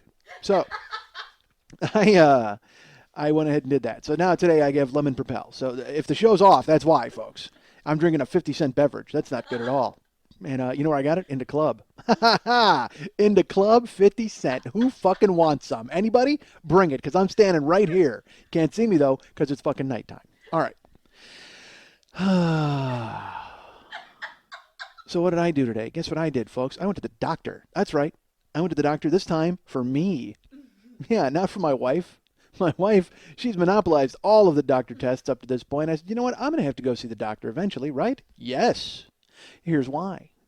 Your friend Mike, he mentioned a couple episodes ago that his life was ending in a spiral of spun sugar. And not really spun sugar, I guess in a spiral of aquarium rock chocolate fruit. And but I haven't had it since then, folks. That's a lie. I haven't had it since last week. I haven't had it a week. For a week, I have not had it. So, which is great. But for 2 weeks, I will tell you, I have been seized by horrible back pain. The kind like in the commercial where arrows would shoot into your back and then your back would glow red. That's what I have. I have that. And but I don't. Here's the thing. I don't know if it's back pain or if it's something worse, because having lived at the bottom of a candy jar for the past 6 months, I'm starting to think that maybe I've given myself the death sentence of diabetes. Because, and here's why. Because again, all I know is I went, hey, my back hurts. I've been eating candy. I got diabetes. That's the extent of my forecast for myself. What's the word? What do doctors do? They diagnosis. There you go. It's a forecast. It's a forecast of some sort. So it's a diagnosis like a forecast without clouds or rain. So I have to have a diagnosis of myself, and immediately, of course, when you go to WebMD, you type in, because I think I have kidney pain. Here's the thing, because it seems like a deeper pain, because I've had back pain. When I was a fat guy, I lived with back pain. I had like a bulging disc in my back from carrying around, my fucking barrel of fat, But so then that all went away. Everything was looking good. Blood pressure sharp. Everything's fine.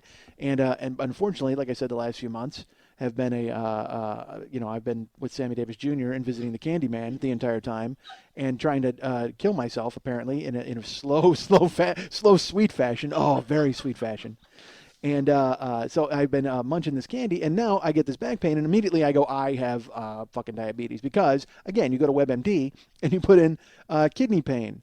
Or back pain, and it just and diabetes comes up, and I just go, well, that's of course it. I mean, because I don't have Munchausen syndrome. That's not me.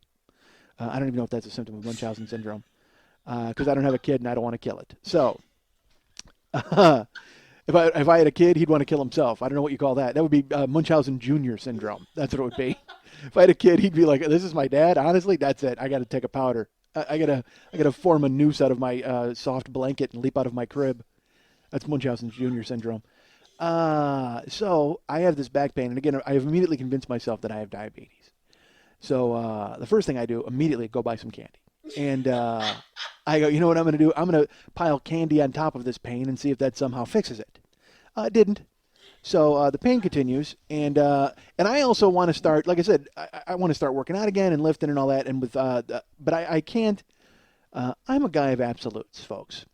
This is how weird my pathology is. Like I want to start working out, but I'll be like, oh, you know what? I got to start working out on Monday. Can't do it on a Thursday. It's the middle of the week. I take those last 3 days. I go, well, you know what? Thursday, Friday, Saturday, Sunday. That's my last few days to get ready for Monday. Or if it's like the 28th of the month, I'm like, I got to wait till the 1st. No point in working out these last few days of the month. Let's call this a shit month. Let's go ahead and chalk this month to being the last month when things were bad. And there we go. We start on the 1st. Again, I'm sure it's OCD. It's the same thing that has me doing candy sorting all the time, but whatever the fuck it is. So, the fuck am I talking about? I don't even remember. The doctor, the back pain, the diabetes. Yeah, but there was a reason, whatever the fuck it is. So in that same vein, I want to start working out, but then I have this back pain, and I go, well, fuck, I got to figure out what's happening to me before I start working out, because if I have this horrible back pain, then if I have diabetes, why would I don't want to work out and like hasten the diabetes. I don't want to make like super diabetes. I don't want that to happen. Isn't that what happens when you lift? I'll go lift weights and my diabetes will get muscles, and then it'll like kick my ass from the inside out. I don't know how it works. Again, I'm not a medical doctor. As if I were I'm some other sort of doctor. I'm not a medical doctor, but folks, I am a doctor of love. All right, so they call me Dr. Love. I am the doctor of love. Gene Simmons. So I figure I better get this looked at. And again, I'm all freaked out because I went to WebMD and they told me I had diabetes. So that has me going to the doctor. So I make an appointment, and Karen makes the appointment for me. She's very nice, and she makes an appointment with a new doctor because we don't have a doctor anymore. We chased him out of town with torches. Dr. Frankenstein was my doctor. That's what it was. And I was very disappointed with the bolt work on my neck. And so we did it. We got the villagers together, grabbed torches, chased him right the fuck out of town. Our doctor, when we first moved to town here in the year 1998, our doctor was like a mile from our house. We couldn't believe it. We found a doctor who was a mile from our house, who spoke perfect English. Like it was great. So, which you might know is a problem if you've been to the doctor recently. Because a lot of doctors are from, because Americans are very concerned with doing other things like, chasing celebrities with cameras. So none of them are going to medical school anymore. And if they do go to medical school, they want to like suck fat out of people and build bigger tits. So all of these foreign people are taking the better doctoring jobs and doing a fantastic job with it. It's just, you start to wonder whether you need to see an ear specialist because when you speak to them, it's very difficult to understand them sometimes. So this guy, he speaks perfect English. He's a mile from the house. We go to him, and he's great. But unfortunately, he's like an older man, and he just keeps getting older. That's how it works, folks. The time passes, sun rises and sets, and you just keep getting older, like a snowball rolling downhill. And unfortunately, his snowball got to be senile, this guy, because eventually I started to go see him, and he wouldn't know who I was, even though he was holding my fucking chart in his hand, which is, I'm going to say dangerous, probably. If he, decides to take my appendix out again, that would be bad. So finally, we have to, begrudgingly, we keep telling his nurses, we're like, there's a problem here with this doctor. And they're like, yes, we know, we're doing our best. And it came to a point where we would see him and then walk out and look at the nurses, and she'd go, what did he tell you? And double check, like prescriptions and everything. And I'm like, Jesus, well, I don't want to be seeing Mr. Gower from It's a Wonderful Life and take the wrong fucking pills. That's going to be awful. So finally, we grudgingly had to leave this guy. So we did. And then he closed his office like a month later. I don't know if we were his final patients. I don't know how that worked. But they finally sent us a letter saying, look, we're done. So we had to find a new doctor. We found a new doctor. He was great. This guy was fantastic. He ran like a free clinic, but also he saw insurance patients, which was a drag then because then you'd make an appointment at 9 a.m. and you'd show up. And there would be like 47 families waiting with sneezing kids to see him because it was like a free clinic type of situation. And then you're standing there trying not to get more ill. And he was a great doctor. He was awesome, real friendly, cool guy. What I liked about him was he told Karen that if she didn't stop smoking, he wouldn't treat her anymore. I thought that was pretty cool. Because my wife, by the way, I don't know if I mentioned, she had cancer and she still smokes. Yeah, that's right, folks. So go ahead and complain to her at an email at ilovecancer.com. That's exactly where you'll get her. She has an office there, and it's you can't really see her because she's enveloped in smoke. So we see this doctor, and he's awesome, but then he closes up shop like he's not with our insurance company anymore. And I'm sure you guys have played the insurance game before, where then they send you a list of like 19 doctors, but some of them aren't taking new patients, whatever. So Karen calls this person and gets me in the door, and I go see them today. And I walk in this building. It's like a ghost town. There's like nobody for any of the doctors on this floor. It's really empty. And then I get to my new doctor, and again, there's 9 families with sneezing kids. What the fuck is going on? So I plop down in between these children, and there's a ton of kids, and so much so that there's a patient sign-in and a pediatric sign-in and a pediatric walk-in sign-in. So like they see kids without appointments, which seems, is that a doctor or a pedophile? Who is this guy? So pedophile often sees kids without appointments. Because rarely does a pedophile have a secretary to line up any sort of appointment schedule for him. I mean, because a pedophile, I can imagine a pedophile, he doesn't want to even have an appointment. When the urge hits him, boom. It's just, a pedophile's taking walk-ins at all times. He's taking walk-ins, he's taking grab-ups, he's taking scoop-outs, he's taking them all. But a doctor, apparently, they have the same kind of policy, which is disturbing. I'm not going to lie to you. So I'm sitting there waiting. And my back is just furious. It's angry at me, my back. And again, I must tell you, I thought I might have diabetes, but also there's part of me going, you know what? You've put on like 50 pounds in 4 months. Maybe your back is just going, hey, fatty, slow down. Maybe it's just like muscle pain. But it just felt different because, again, I've had bad back before. So I'm waiting. And as I'm waiting, nice doctor, Dr. Abdaloo, was that her name? I don't know. She was the actress in House of Sand and Fog. You might have seen that. And in 24, she was great. And she's a good doctor, too. Fantastic doctor and a wonderful actress. So Dr. Abdaloo. Abdaloo, is that her name? I think it was. I don't remember. And by the way, on a separate note, speaking of acting and stuff like that, if anybody watched the Screen Actors Guild Awards this week, which I don't think anybody did, I don't even know why they're televised, because that is a jerk-off fest for people in the industry. That's the only reason it's on. And people in the industry aren't going to watch TNT. If they're not at the party, I can't imagine anybody watching it except my wife, who loves award shows. She's watching it, and I hear Meryl Streep's speech coming out of the bedroom. And I can tell just from the bits and pieces I'm hearing out of the bedroom, I know how much I hate it, okay? Because Meryl Streep, fantastic actress, I'm going to guess horrendous human being. Just completely lost in the world of Hollywood and has no touch with reality or any concept or touchstone of what it means to be a real person anymore. She's like this crazy diva. She's, you know what she is? She's like an old pirate ship in a painting that just doesn't change. Like it's not going anywhere and it's not changing, but it's a classic and it's always going to be a classic, and that's fine. But Jesus Christ, update your fucking act, because she went up and gave this speech. And again, I heard bits and pieces and I didn't dig it. But then I saw actual clips of it, like on the news. And she gets up on stage and she's like, oh, I didn't even buy a dress. Oh, and I'm over awards. And she's like laughing and inappropriately joking. And the fucking audience is eating it up. Because, again, I talked about this on another podcast.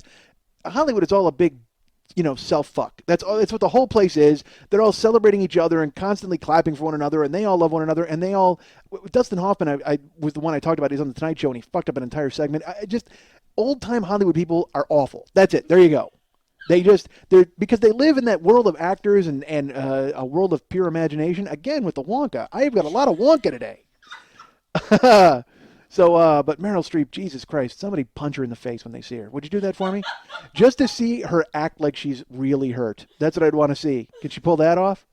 So, I go to the doctor. And I'm there. It's me and Dr. Abdaloo. I'm in the waiting room. And there's a bunch of kids, like I said.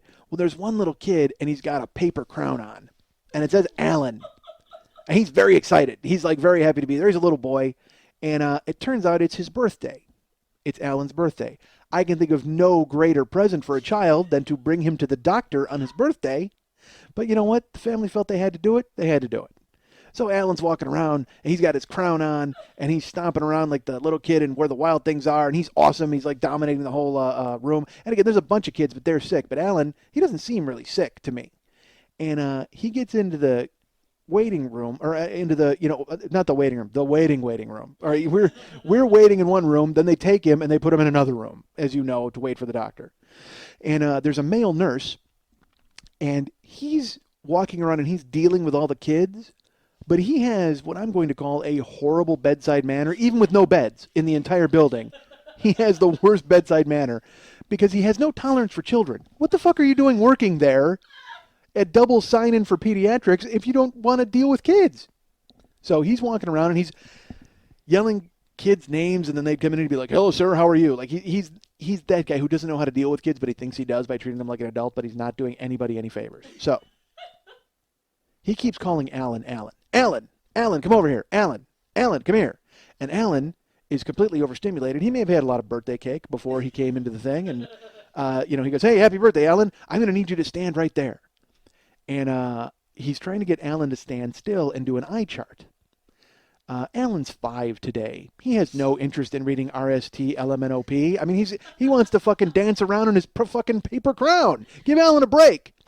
So also, I will mention Alan is Hispanic, as were most of the families waiting to see the doctor. That's important because the male nurse is Caucasian. And he starts telling Alan, "Hey, Alan. And now he's calling him Alan like he's a man, which is even weirder. Not son or hey, pal or hey, buddy. Alan, I need you to focus here. Alan, I need you to focus. Alan is 5 on his birthday. He's not focusing on fucking anything except his paper crown. Get over it, white doctor, nurse." So then he makes him stand. He actually takes him by his shoulders and makes him stand. And he goes, "Stand there." And then he walks, 9 paces. And I'm going, is this a gunfight? Is he going to shoot Alan in the head? What's going to happen? But instead he walks over and he takes the eye chart and he holds it up.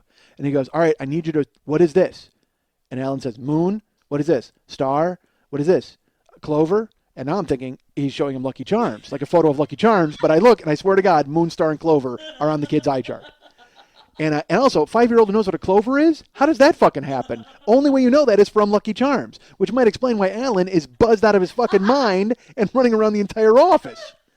So then Alan is standing there, and then the guy goes, "Okay, what is this?" And Alan doesn't talk. And he says, "What is this?"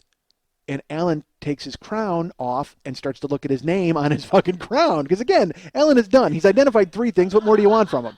This doctor comes over and goes, "Alan, give me that. Give me that. Alan, give me that." And the woman, is standing there. She's not like the mom of Alan. She's not interfering or saying anything. The guy takes the crown away from Alan.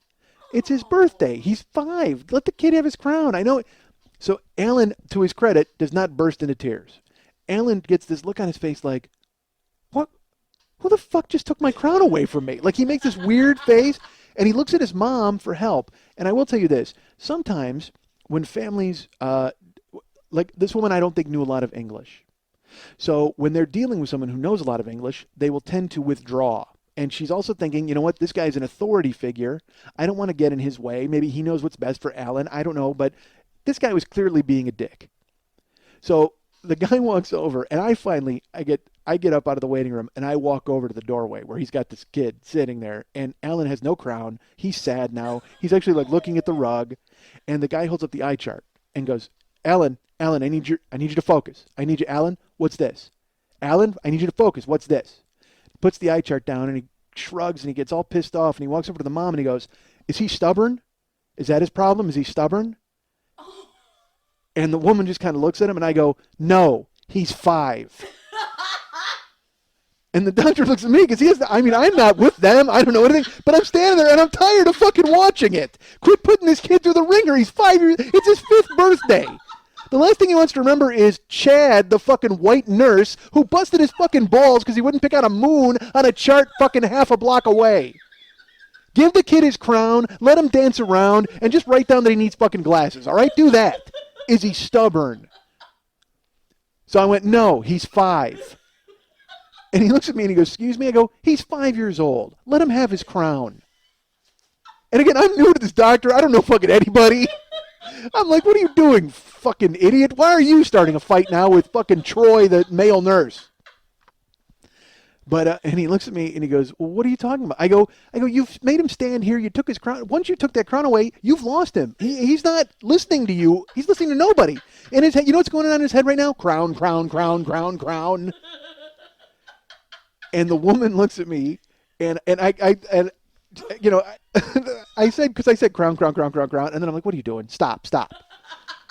And his mom, though, looks at me, and she put her arm around like the kid, and she like smiled and nodded at me, like yay, someone understands and backed me up, yay. And sure enough, to his credit, male nurse just kind of went, yeah, you're right, and gave him back his crown. And then this kid's like all happy again, and he's all smiling. It was like, again, it was like flipping a switch where you put the crown on his head. It was like Frosty the Snowman's hat. That's what it was like. Because he's just sitting there completely like bummed and looking down, and then you put the hat on, and Alan just goes, "Happy birthday!" That's right, Alan. Enjoy your fucking crowning birthday.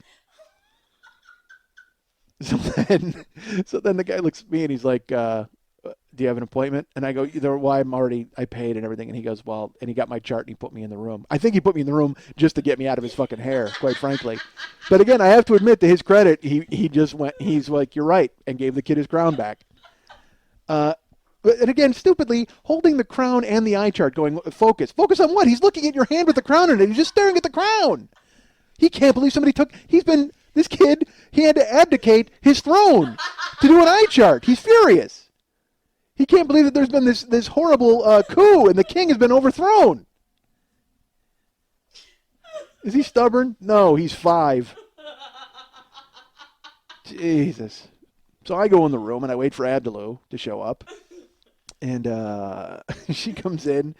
And it was great because, I know I'm busted. I know I'm busted. And I said to her, I go, yeah, I had gastric bypass, and I've had back pain now for like 2 weeks, and I'm wondering if I might have diabetes because, honestly, for 6 months, all I've done is eat candy.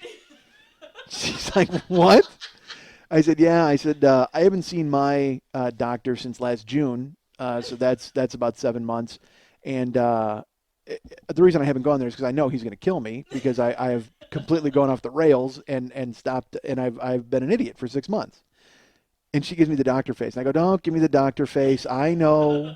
I said, believe me, I completely understand it, and that's why I'm here, and I just need to find out if I have diabetes or not so I know whether or not to jump off a bridge. So she goes, well, she starts, and then she gets a little hammer out, and she starts like poking around my back, and she's hitting me, and she goes, well, are you thirsty all the time? And I go, no. I have no other symptoms because I went online and looked. I don't have frequent urination. I don't have a lot of thirst. I don't have swelling or any of that nonsense. I just have back pain, and but it just seems like a weird type of back pain. She starts probing around. She goes, you might have a kidney stone or a gallbladder stone. I go, well, I don't drink any milk. I haven't had milk in like 2 years. She's like, She said, well, do you how many your vitamins that you're taking? How many are you taking? And I said, I stopped taking my vitamins about 7 months ago. And she goes, what? Because I'm supposed to, folks, I'll tell you this. Because I don't get to eat as much as I should, or certainly eat as much protein or any of that. I'm supposed to be taking a 1-a-day vitamin and a B12 supplement every single day for the rest of my life. I'm supposed to be taking them. And I haven't taken them since June. Again, I think I mentioned I took 2008 off, or at least the second half of it. And she's like, she gave me the face, again, that peering face where they're just like looking down at your chart and then their eyes come up like, huh? Really? No vitamins. And I said, yeah, I'm an idiot. I understand that I'm an idiot. She goes, well, I'll tell you what, it doesn't seem like it's diabetes. I said, thank you. She goes, but we got to do a blood test where they got to run through all these different things. And then you got to piss in a cup when you come back in 2 weeks, and then we'll figure it all out. And then we'll go from there. And then we'll figure out what you've been doing. And I'm like, look, I know what I've been doing. I know I got to stop it. I'll figure it's fine. And I'm like, you don't have to call my other doctor, right? All of a sudden I'm 9 years old in the principal's office again. We don't have to get my mom involved in this, right? Because God knows I don't want to eat a right hook at 9. And he's like, no, that's fine. Oh, by the way, I talked to my mom. I'll get to that in a second. So she's like, all right, well, no, I'll let's get this squared away. And then, we'll make an appointment with Dr. Tovar and get you back on track. And I said, all right, good. So that's fine. So I have back pain. I don't think I have diabetes, which is good news. But I do know I have an enemy in Carl, the nurse, who's not happy with me. I just picture him, just because he's dealing with kids all day, and I understand that's got to be frustrating. But you know what? Then don't take the gig. So yeah, so that happened today. That was good. So I don't have diabetes. Yay! I don't think. I don't know. I got to give blood, and then we'll take that next step. But it doesn't matter because my back still fucking hurts. All right. So, but that's okay. I'll get to the gym, stretch it out. Everything's looking good. I'm going to do some curls. Yes, folks, I remember what those are. Curls. That's how I would start out my workout. I would show up. I'd do 100 curls with a 50-pound bar before my workout, and then go work out. God, those were good old days back when I had money to train. All right, so talked to my mom finally. My mom heard the show, and she's got her iPod. She got it all straightened out, and I wind up calling, and she's like, "Hi," and I go, "Yeah, hey," and I go, "What's going on?" And I played it off like nothing was wrong because I wasn't sure if anything was wrong. Like I still didn't know if she'd heard it or not, And she goes, "Listen, I got my iPod working." And I said, "Yeah." She goes, "Yeah, and I heard that show.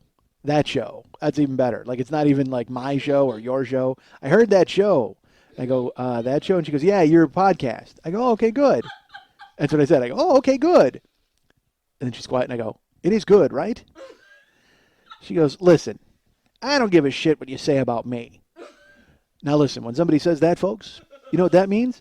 I don't like what you said about me. She said, "I don't give a shit what you said about me, but let me tell you something. What you said about your sister-in-law, Michael, that's terrible." I said, "What did I say about my sister-in-law?" She goes, "You said that like she's pregnant because obviously they don't own a chair." And I said, "Yeah." I said, "That was funny, right?" She's like, "Why would you say something like that?" I go, "Mom, that's a joke. What are you saying?" And she's like, "But that's just awful." And then, the things you said about Vicky, like what you said about Vicky, aren't you afraid of getting sued? Sued? Who's going to sue me? I'm an idiot with a free podcast. And I said, I said, "Well, no, I'm not really worried about getting sued because if anybody's listened to the show for any length of time, they realize I have nothing to take." You know what you can take that I've just recently acquired? 45 pounds. How about if you have that? Enjoy it. I'm happy to hand it over. But then I talked to my mom some more, and she got very upset. And my mom was upset because apparently what she said was, I just don't want to see you fall out of favor and stop talking to people. Because I told you, I have 4 brothers, 2 of whom I speak to, 2 of whom I don't speak to. And those 2 that I don't speak to also don't speak to my mom. And so my mom was saying that she started to get choked up, and she's like, "Look, I just don't want to lose you, and then you're not talking to them, and everybody's not talking to everybody again." And I said, "Mom, don't worry about it." I go, "As a matter of fact, Glenn, my brother Glenn, listens to the show, who has a baby on the way." I go, "So it's fine." And I said that to her, and then silently in my head I went, "You haven't talked to Glenn in like 4 months. I hope things are fine." Because Glenn listened to the show when I talked about his big bag of porn, and he wrote me a note. And it was just like, "Hey, I heard the show. It was very funny." No, or something like that. But then I talked to him on the phone, and everything seemed okay. We're fine. He's good.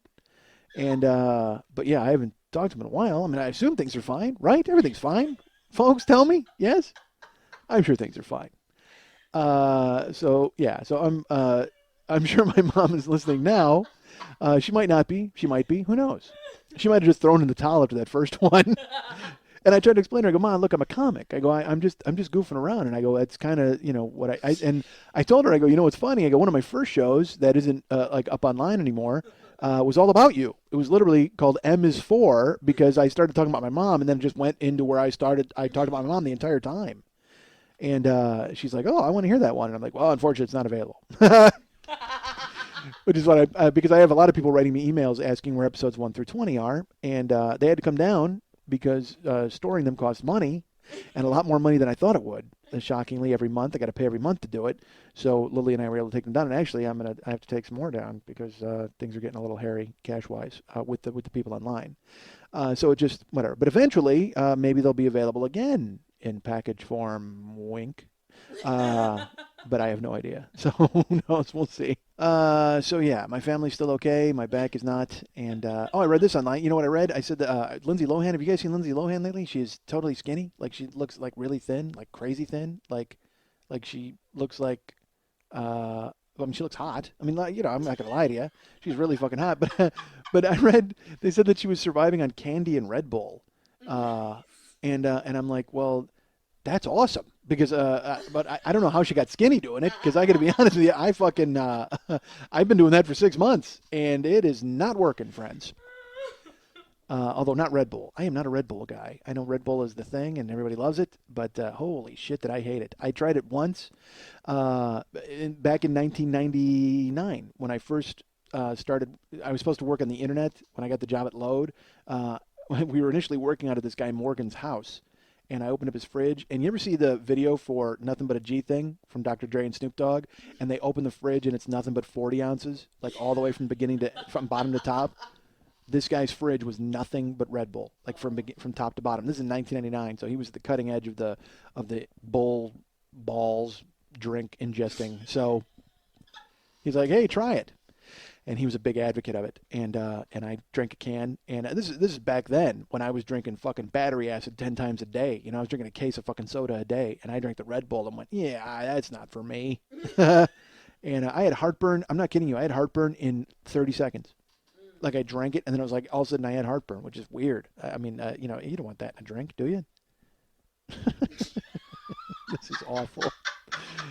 Oh, Christ. Speaking of, have you tried Propel? It's fantastic. No heartburn at all. It should say right on there.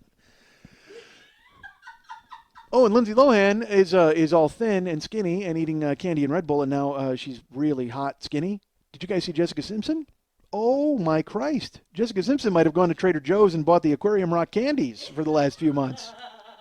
You know what she looks like? Because she was at some chili cook-off, which completely makes sense when you see the goddamn pictures. But she's wedged into mom jeans, and she's got like 4 belts on, like belted really high, and she's just crammed into this black shirt, and like she's got rolls happening. It's weird, like all of a sudden overnight, and now people are like, "Hey, I think she's pregnant." I don't think she's pregnant. I think she's pregnant with a ham. I think that's what she's pregnant with, because you know what she looks like if you go look at those pictures again, because there's one especially where she's got her arm in the air and she's like pointing. She looks like fucking Elvis, like late years fat bloated dead Elvis. That's who fucking Jessica Simpson looks like, and I don't know what she and Romo were doing over the past 2 months. She just crawled into a cotton candy machine and won't come out except for unless there's a chili cook-off. That's when they can lure her out. She's just in there. She's just hand spooning, gravy into her mouth until all of a sudden there was a chili cook-off. Jesus, is she huge? I don't know what happened. It looks like she's allergic and got stung by 3 bees on the way to the stage. She is like, I mean, it's crazy how huge she is. And she's not even huge because she looks like a normal person. She doesn't look like she usually looks. That's all. But for a singer and a celebrity and a star, she looks like Fat Elvis, like Fat Dead Elvis. It's great. Well, you found the pictures? Yeah, Lily looked the pictures up on the internet. She's like, "Oh, come on, that can't be true." Wow. Yeah, go look them up. Just Google Jessica Simpson and chili cook-off. Because you know what? I'm pretty sure Jessica Simpson was just Googling chili cook-off. And it's good to see her with a microphone in her hand instead of a fork. Jesus God. That is a woman who is putting it away. And again, I can throw these kind of stones because I'm a fat guy. So, I mean, sure, I can do that. And even if I was a thin guy, I could do it because I used to be a fat guy. Who cares? I can make fun of anybody. I reserve the right to make fun of fucking everybody in the world, okay? Deal with it. Suck it. Suck on that, fat celebrities who aren't supposed to be fat. Yeah, suck on that, fat Elvis. I'm taking you on 80 years after the fact. Isn't it Elvis's birthday today? I think it might be. I don't even know. It's somewhere around now, like 26th or 24th. Google it. Find out. This could be the King's Dead podcast. That'd be awesome with that. Maybe that's what Jessica Simpson was doing. She's like doing a salute to the king, 32 years after his death. She's like, you know what? Fuck it. I'm going to go ahead and just blow it up nicely like the king. And all she's got to do is get, when's Elvis' birthday? The 8th. The 8th? Yeah. Wait a minute. Oh, it's Eddie Van Halen's birthday. That's whose birthday it is. I'm confused. Elvis, Eddie Van Halen, same guy. And Eddie not skinny, but I'm sure he's going to wind up dead on a toilet someday. Although Jessica might beat him to it. Jessica's going to wind up wedged into a toilet. She's not dead. She's going to wind up fucking oh Christ, I can't explain how big. And she maybe she just is. It's like a tribute to Elvis. She's just eating peanut butter and banana sandwiches and eating Fool's Gold Loaf and just eating like mashed potatoes and peas with her hands like Elvis used to do. Dude, do yourself a favor and go read about Elvis's eating habits. You will be stunned by the shit that Elvis put away. Elvis, he ate this thing called Fool's Gold Loaf. Okay, what he would do is he would get a loaf of French bread. They would cut it in half long ways, tunnel out the bread, making a nice little a cave, a nice little bread cave to put whatever you want in there. Well, guess what Elvis put in there? He'd fill one side of it with peanut butter, the other side of it with jelly, and then he would make 2 pounds of bacon, and he would burn it. And by the way, when I say Elvis would make it, I mean he would point at the Negro who worked at his kitchen and go, "Make that for me," and then she would whip it up. And he would say, "Hey, why don't you go Fool's Gold Loaf?" And so she would tunnel out the bread and fill it with peanut butter and jelly. Maybe not even jelly, maybe just peanut butter. I could be wrong. And then 2 pounds of burnt bacon. Burned it so it would snap, like not even just cook it until it was completely carcinogenic. And then she would put it in the bread, put the top back on top, and then cover it with melted butter and bake it. Yeah. Elvis might as well have just eaten sticks of butter. That's what he should have just melted butter and injected it into his fucking veins. That's what he could have done. Dude, I love Elvis. You know what? I'm going this route. Me and Jessica Simpson are doing it. Because you know what? I hear that thing about the peanut butter and the bacon and all that, and I can admit that doesn't sound bad to me. I mean, I don't know if I could eat the entire fucking crazy Volkswagen-sized loaf of bread, but maybe if someone cut me off a chunk of that, I'd be like, yeah, I could knock this back. Because my buddies and I were in Vegas, and we actually, or not in Vegas, we were in Memphis, and we went to Graceland, but we didn't go in because we didn't have any time. We were driving through, folks. We drove through Memphis and went, hey, let's go see what Graceland looks like. And then we went outside the gate, and we looked at Graceland and went, that looks like my house, because it does. From the bottom of the hill, Graceland is just like it's like a regular fucking house with a jungle room. That's it. So we went across the street to the Rockabilly Cafe, and we had peanut butter and banana sandwiches, and we're on our way. So Elvis invented some good shit. I'm with Elvis. So that's what Jessica's got to do. She just got to eat Fool's Gold Loaf, and she's got to buy a monkey, and she's got to do all that.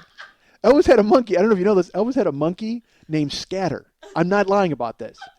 So the monkey had free reign of the house. My buddy Mex and I one time were watching a show, and they're talking to all the guys from Elvis's Memphis Mafia. Like they're talking to Charlie Hodge and Red West and everybody else who fucking raped Elvis for all he was worth when he was alive, and even after he died.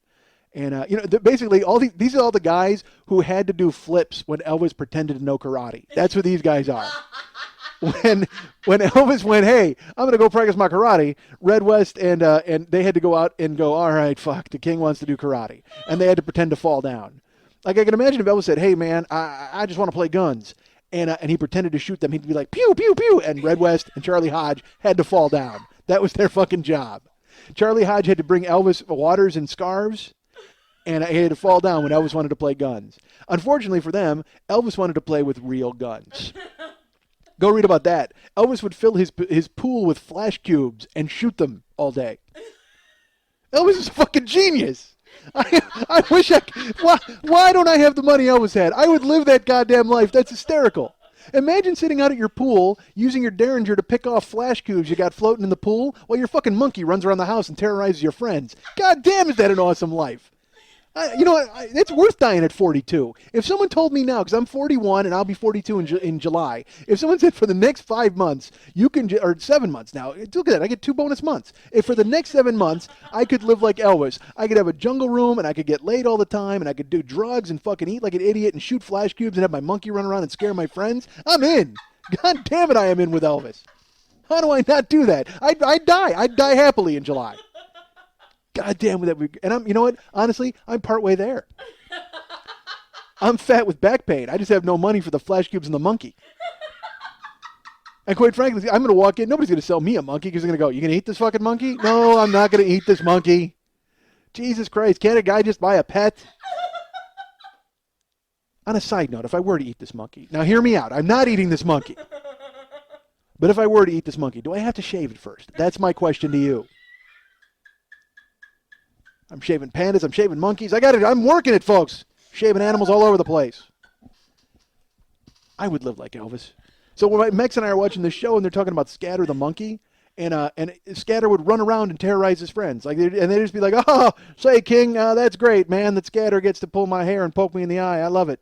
Oh, no, Elvis, that's not chocolate pudding. That's monkey shit from Scatter. He just he hopped in and threw a handful at me. Isn't that hilarious? Thank God, Elvis. You don't want to put a diaper on this fucking monkey? What is wrong with you, you jagoff? You don't say that because you wind up buried in the backyard of fucking Graceland next to Aaron. Really? We groan on Aaron? We groan on Elvis's dead twin who died in birth? Unbelievable. Who groans at that? He's been dead a long time. Let's all grow up.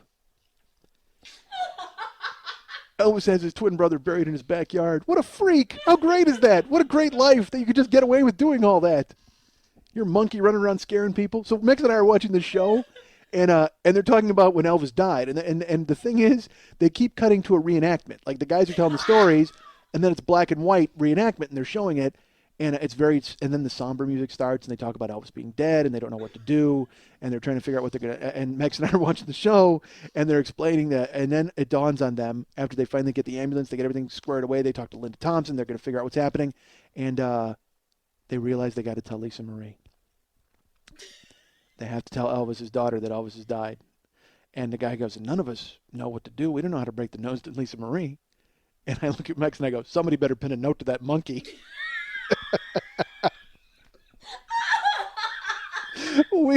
because the monkey's just running throughout the goddamn house. So why not? I mean, you guys are off the hook. Elvis is dead. You don't have to fucking act like stooges anymore. Go ahead and go out. First of all, before you call the ambulance, go to the backyard and dig up the $800,000 that Elvis no doubt buried in mason jars in the fucking backyard. Be careful not to hit Aaron's grave. I know Lily will be very upset about that. But dig up the mason jars full of cash and then pin a note on the monkey and hope it runs into Lisa Marie.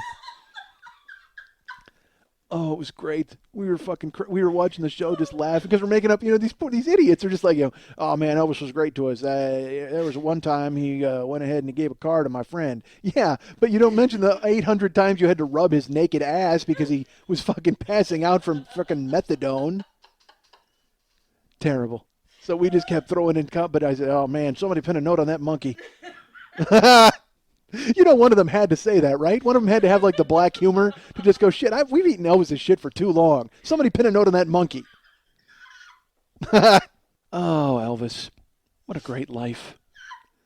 I don't give a shit that he died and his brother died and his business manager stole everything he had. The guy married like a 15-year-old. I mean, it's like, again... If Elvis lived now, he would not get away with anything. Like he would have to be like clean and jogging. But like back then, he could be this fat slob who fucked a 15-year-old, and then he's eating handfuls of peas. I mean, he was just crazy. He was a crazy person. He was a fucking jug carrying, barefoot, shotgun wielding, overall having hillbilly who happened to get money. That's exactly what fucking happened. And he got that money the way you would think an overall wearing, shotgun wielding hillbilly would, by screwing over black guys. That's exactly how he did it. That's the American dream of the American redneck. Hey, what if we screwed over these black guys and got rich doing it? There you go. Bingo. You got Elvis. And then he surrounds himself with a cast of stooges and gives them pendants. Oh, Jesus. Elvis was like, hey, man, why don't we form our own super friends? And he gives his friends necklaces. What a fucking dope. What a fucking white trash idiot. And people are like, I love this guy. Yeah, I love him too. He's a fucking riot. This guy who wears goddamn spangly jumpsuits. That's how out of fucking control he is. And I know I'm not covering any new ground here, but it's funny when you think about it. Jesus God, this guy got to do whatever the fuck he wanted and nobody cared. And everybody's like, oh yeah, that's the king of rock and roll. Really? That guy who dresses like a parade float is the king of rock and roll? You mean that guy standing on the pile of black shoulders? That guy being lifted up to the sky by black songwriters? Yeah, that's him. He's the king of rock and roll. Hey, pay no attention to that guy in the cowboy hat behind him who's taking all of the money. Oh, Elvis. Gave his friends necklaces. Formed a goddamn club. The Memphis Mafia. The TCB taking care of business lightning bolt. What the fuck is wrong with Elvis? And these guys are just like, yeah, man, that sounds like a great idea. Think of the horrible debauchery that must have gone on in that fucking house when Elvis was just bored. He was just like, hey, Charlie and Red, why don't you guys get naked and wrestle? I'm going to watch it. Where's those girls with the cotton panties? I don't want to wrestle them today. They're going to sit and watch you wrestle naked. Go ahead, Charlie and Red, what do you say? Jump right in there, man. Hey, let's get the Jordanaires to write a song about my mailbox. What do you say, guys? Sing about it. This guy's fucking insane. And these guys are just like, yes, Elvis. Of course, Elvis. Absolutely, Elvis. Whatever you say, King. Say, King. No problem, King. Oh, Elvis. There's a great clip from like one of the Elvis documentaries, and he's leaving a concert. So, because they would do the Elvis has left the building, because he literally would be shoved into a limousine and driven away immediately. And it's one of those unguarded moments with Elvis, and he's just in the back, and he goes, man, it's a hot one in Florida. And he's got to go, yeah, Elvis, it's hot. And then Elvis just goes, hot one in Florida. Rainy night in Georgia. And I just picture him singing to himself all the time, like in the shower, just being Elvis. God damn it, how great would it have been to be an Elvis? Fucking eating whatever you wanted, fucking with your pals, monkey. God damn it. I can't believe Elvis didn't eat the monkey. Honestly, it had to cross his mind. It had to cross his mind. As much as they would think I was going to eat the monkey, Elvis probably, he might have eaten that monkey. He might have had like 9 scatters. He might have had a bunch of different monkeys. Just, how did he not do that at one point? Hey, Charlie and Red, fire up the grill, man. We're cooking this monkey. Should have done it. How did he not do it? Oh, Elvis, eat that monkey. All right. I was reading this week about Obama. That's the worst segue of all time. You know why I'm reading about Obama? He ate a monkey. Anyway, I read a story in Sports Illustrated. They were talking about he plays basketball. And they're saying that you could learn a lot about a person by how they play basketball. And I got to tell you, folks, I hope that is not fucking true, because I am the worst basketball player on earth. I am fucking terrible. And unfortunately, I have the plaque to prove it. Like, I had to play a game, like a battle. We have my friend Jimmy O. We used to call him Stoolie, because he was so bad at basketball, he played like shit. So he was called Stoolie. So I, unfortunately, was just as bad, but luckily avoided the perils of a nickname. And then we finally said, let's have the grand championship of bad basketball, one-on-one, me and the Stoolie head-to-head. So we wound up playing at a shitty court, too. Like, I maintain that we were not at a good court, folks. So go ahead and I must tell you that. We played in, you ever go to, we weren't on a legal, like a regular basketball court. We were at, you ever go to a court, like you know how when you drive down a street and it ends in a circle, it's a court? Okay, does that make any sense? Like a dead end? We went down into a court, and you ever see when you go down there, and because it's a court and nobody's driving down there, people will put up a basketball hoop. So we played there. I don't think it was even a regulation hoop, folks. There was a lot of wind outside. I'm saying, you know what? I'm actually calling Jimmy O out right now. Let's go. 40-year-old men, let's battle a second time. And in a real court. Because I played him out on the street, and I got my ass kicked by the guy who's so bad at basketball, he got the nickname of shit. Stoolie. Jimmy O. Stoolzer. Beats me. I think he thumped me. I mean, I don't think I was even close. You know why? Because I didn't have Mike Scott and Mike Casey to go ahead and pin up the girls. Post up the girls. Pin up the girls? That wouldn't be good at all. So solo, forget about it. Like I said, I'm bad. And Jimmy O killed me. But then also, it was non-regulation basket. It was like too high. I think it was like 12 feet high. It sure seemed high. But I was not doing well. I did very poorly. So I'm hoping that basketball is not a way to judge a person's personality, because if it is, we've all learned that I'm not a good guy, but now I'm the worst guy who ever lived. And again, I can prove it with a goddamn certificate.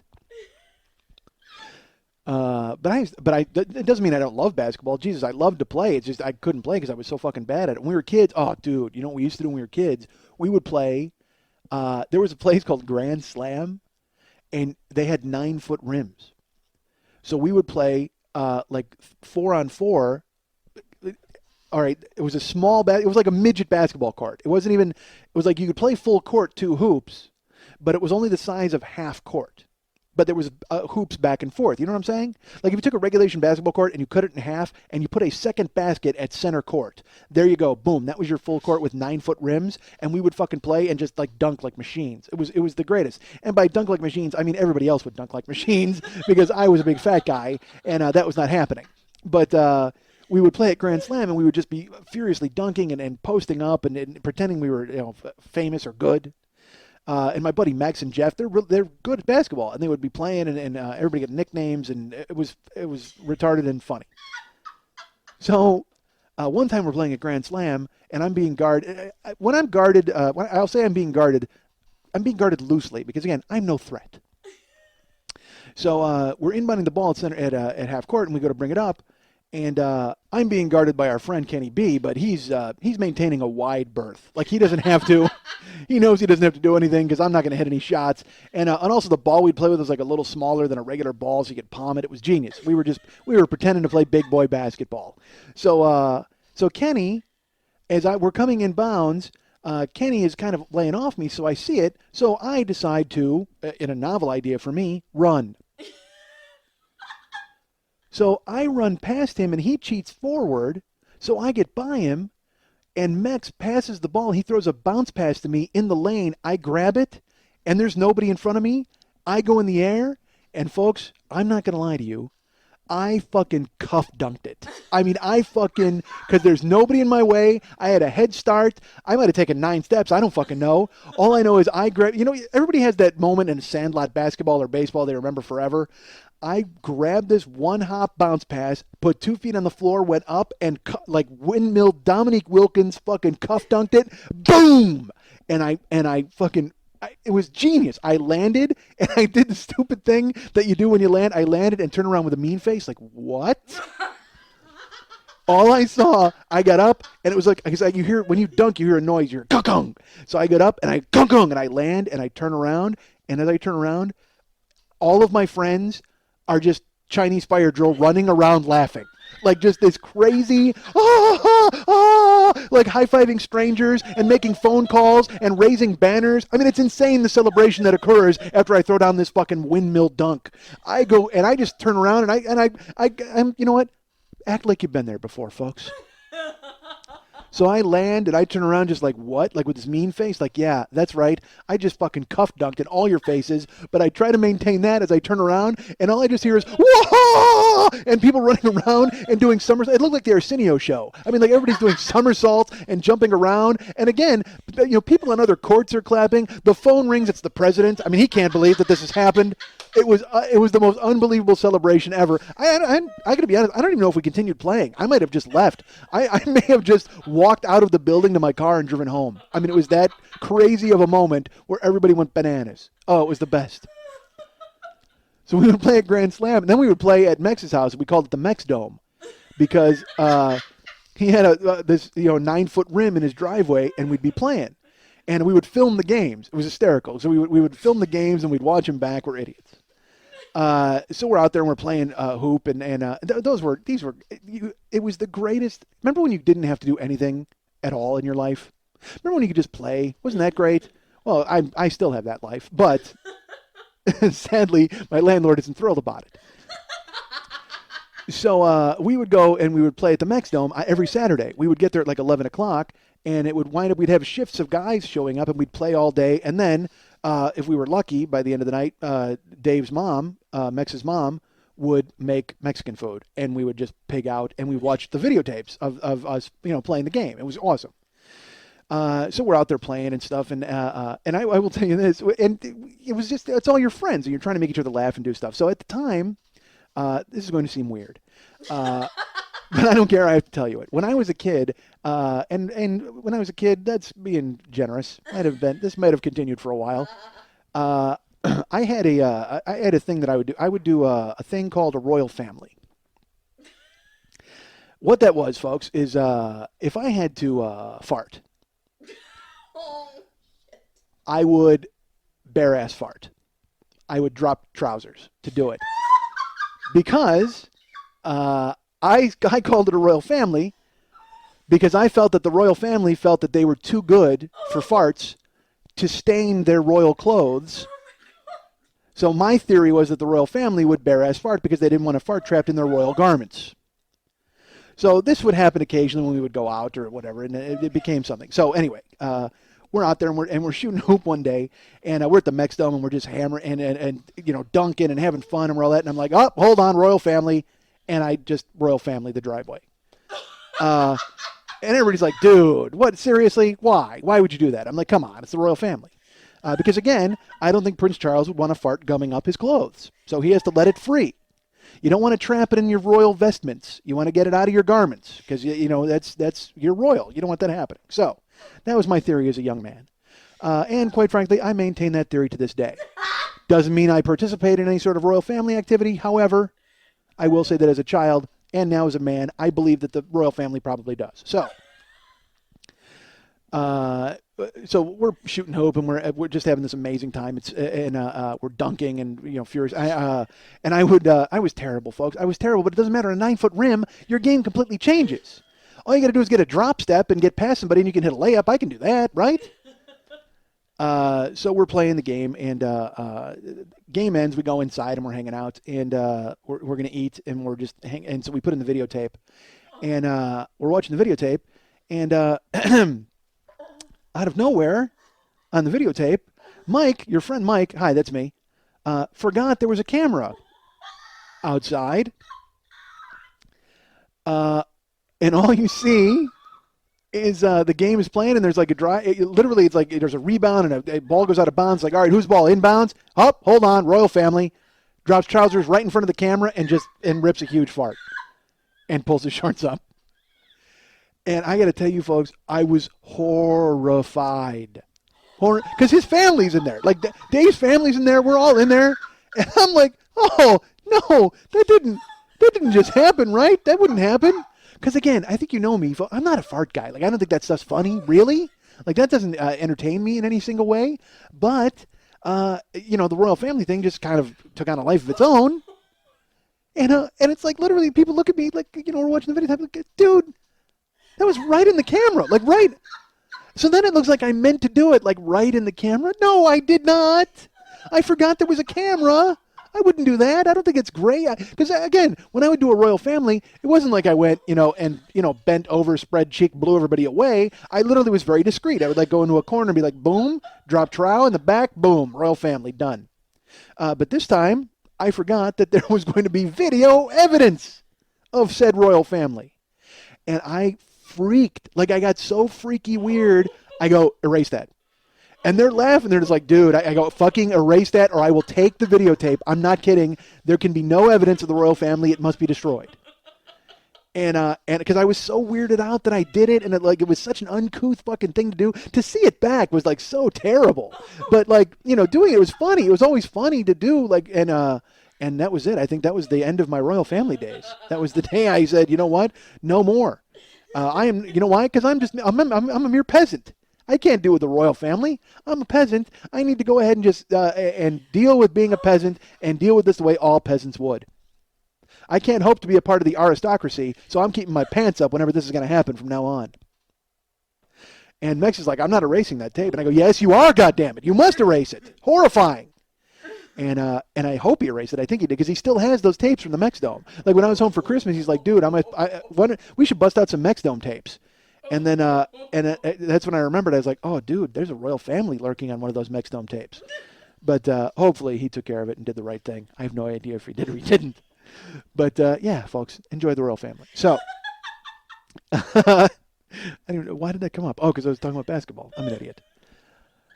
You guys can write me at mike@MikeSchmidtComedy.com. Or you can write me at mike@MikeSchmidtComedy.com. Yes? All right, I'm an idiot. I'm a little freaked out because I can't believe I mentioned that story. That's horrible. All right, because that just makes me look terrible. And I'm not terrible, am I? I'm not. So Maybe that's why I was the worst basketball player who ever lived. I dropped trousers in the middle of a game. That's not a move that you want to do. That certainly doesn't help your game at all. Your mid-range jumper is not boosted by that activity. You know who? You know the royal family. You know what that sounds like? It sounds like something Elvis would do, doesn't it? Like Elvis would zip out of the jumpsuit and pull it down and just like fart in front of everybody, and they'd be like, "Ah, King, that's great, man. Say that was fantastic." And he'd be like, "Hey, royal family, because you know what? I'm the fucking king." There you go. He is the royal family, and he's passed out necklaces to prove it. Elvis formed the Super Friends of Hillbillies. All right. So you guys can write me at mike@MikeSchmidtComedy.com, and you can write me at Mike Schmidt Comedy. No, MySpace, right? MySpace.com/Mike Schmidt Comedy. There you go. Also, remember to go to ComedyFilmNerds.com because my review of Taken was going to go up last week, but then Taken didn't come out. So I plugged it on the show. I plugged it in all the things that I sent out, and then the movie didn't come out. And then I thought about watching it online because I found a website where you can do that, folks. I couldn't believe it, but I found a website where I went there, and it had The Reader and Revolutionary Road and Taken and Slumdog Millionaire. All these movies are online at this site. I was stunned to find it. But and again, it doesn't, you can Google it and find it in 5 minutes, but I was really surprised. I'm not going to lie to you. But I will say that apparently in China, they are very busy with the American films and putting them online. So go ahead and write me at myspace.com/Mike Schmidt Comedy. Go to comedyfilmnerds.com and learn about what I thought of Taken. That will be this weekend. And remember also I'm at comicsoncomics.com. And remember I did that interview at myspace.com/Laugh Riot Radio. And that's LAUGH, Riot Radio. If you listen to it, great. If you didn't, that's fine. I totally understand. And also, Lily Von Stupp, remember, she does a show every Monday night at the 3 Clubs, the Monday Night Tees show. And that's at Santa Monica and Vine. And that's every Monday night at 10 o'clock p.m. Go ahead and write Lily at Lily, Lili, at burlesque411.com for all the information. And go ahead and write her at Lily at burlesque411. Yeah, I was going to give your other one, but I shouldn't do that. Because that would not be good for anybody. All of a sudden I'm giving personal information over there, and next thing you know, I'm doing the podcast with an audience. How does that happen? What? You're charging admission. Yeah, someone's going to pay. Sure they are. I'm a moron. All right. I did this whole podcast wearing a coat, folks. It's freezing, man. It's cold in California. And again, it's California cold. Let's put it that way. All right. I'm from Chicago. I know what cold is. I get that. I've had my hands freeze to the back of a car, pushing it, trying to get it to start. That's not fun. I did. It was like 35 below zero and crazy wind chill. This is back in 84. And we were pushing a car, trying to get it to start. My hands actually froze to the back of the car. They had to get hot water and dump it on there, and I had to rip my hands off while the hot water hit it. Yeah, so I get that it's not really cold here. And again, I know all over the country and everybody is covered in fucking ice and snow. And sorry, I've got nothing to do with that. But it doesn't matter because if 45 degrees is fucking cold to me, it's cold to me now. I've become this man. Especially after losing the weight that I lost and then getting older. And I need a fleece at all times, folks. I need to be wrapped in fleece. Give me a fleece, goddammit.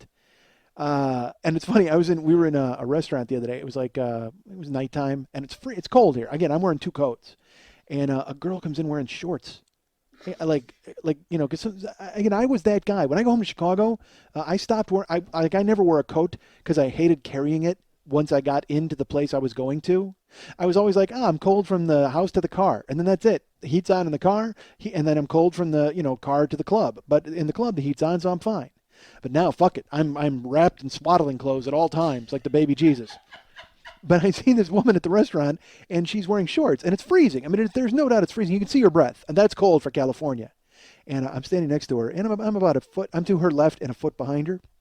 And it's a place where we got to wait for they call your number, and then you can get your salad or whatever. And I'm standing there, and I just leaned over, and I go, would you like my coat? And she goes, no, I'm okay, thanks. And I go, okay. And I took a step back, and I waited a beat. And I leaned forward and I went, would you like my pants? and again, you're out on a limb at that point because you don't know what the fuck's going to happen.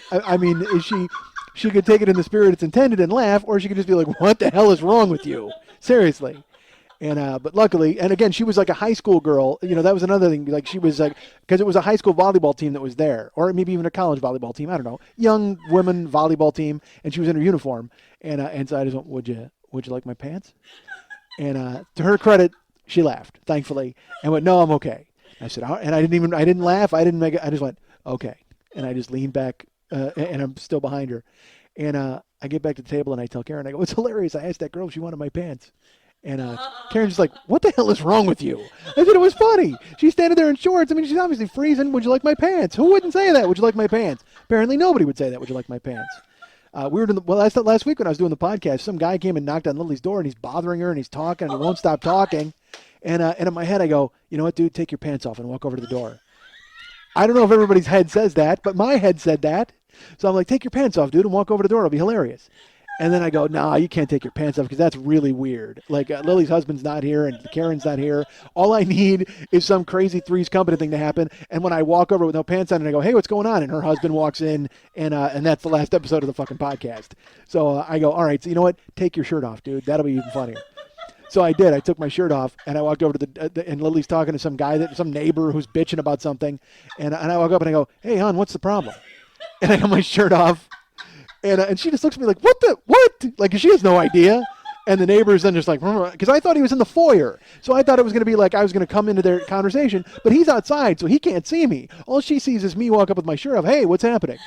And she's just like, she tries to keep it together and still talk to this idiot.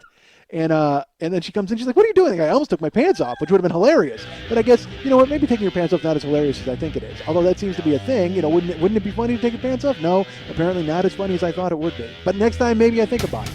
So I guess what I'm saying is I'm constantly a threat to take off my pants. That's something that you should all be thinking about whenever you meet me or see me anywhere. Just think about, you know what, is that guy going to take his pants off at any second?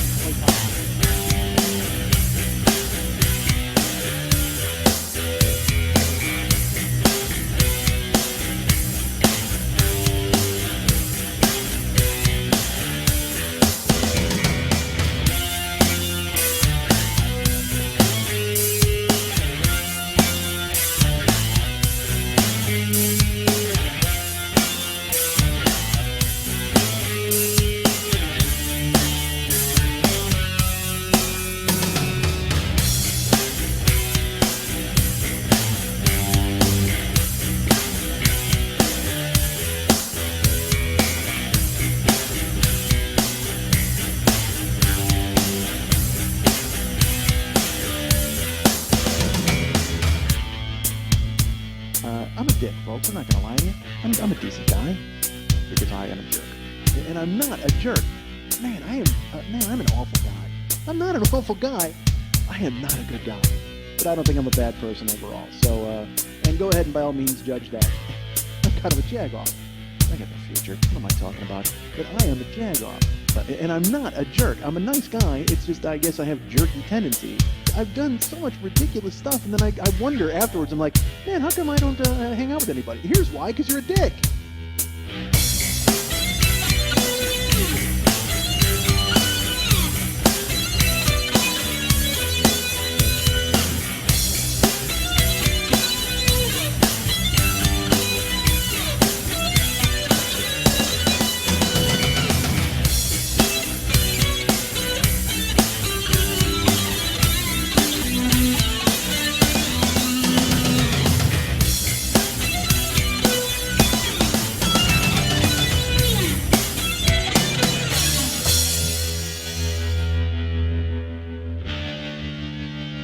You're finished. You're finished. You're finished. You're finished. You're finished.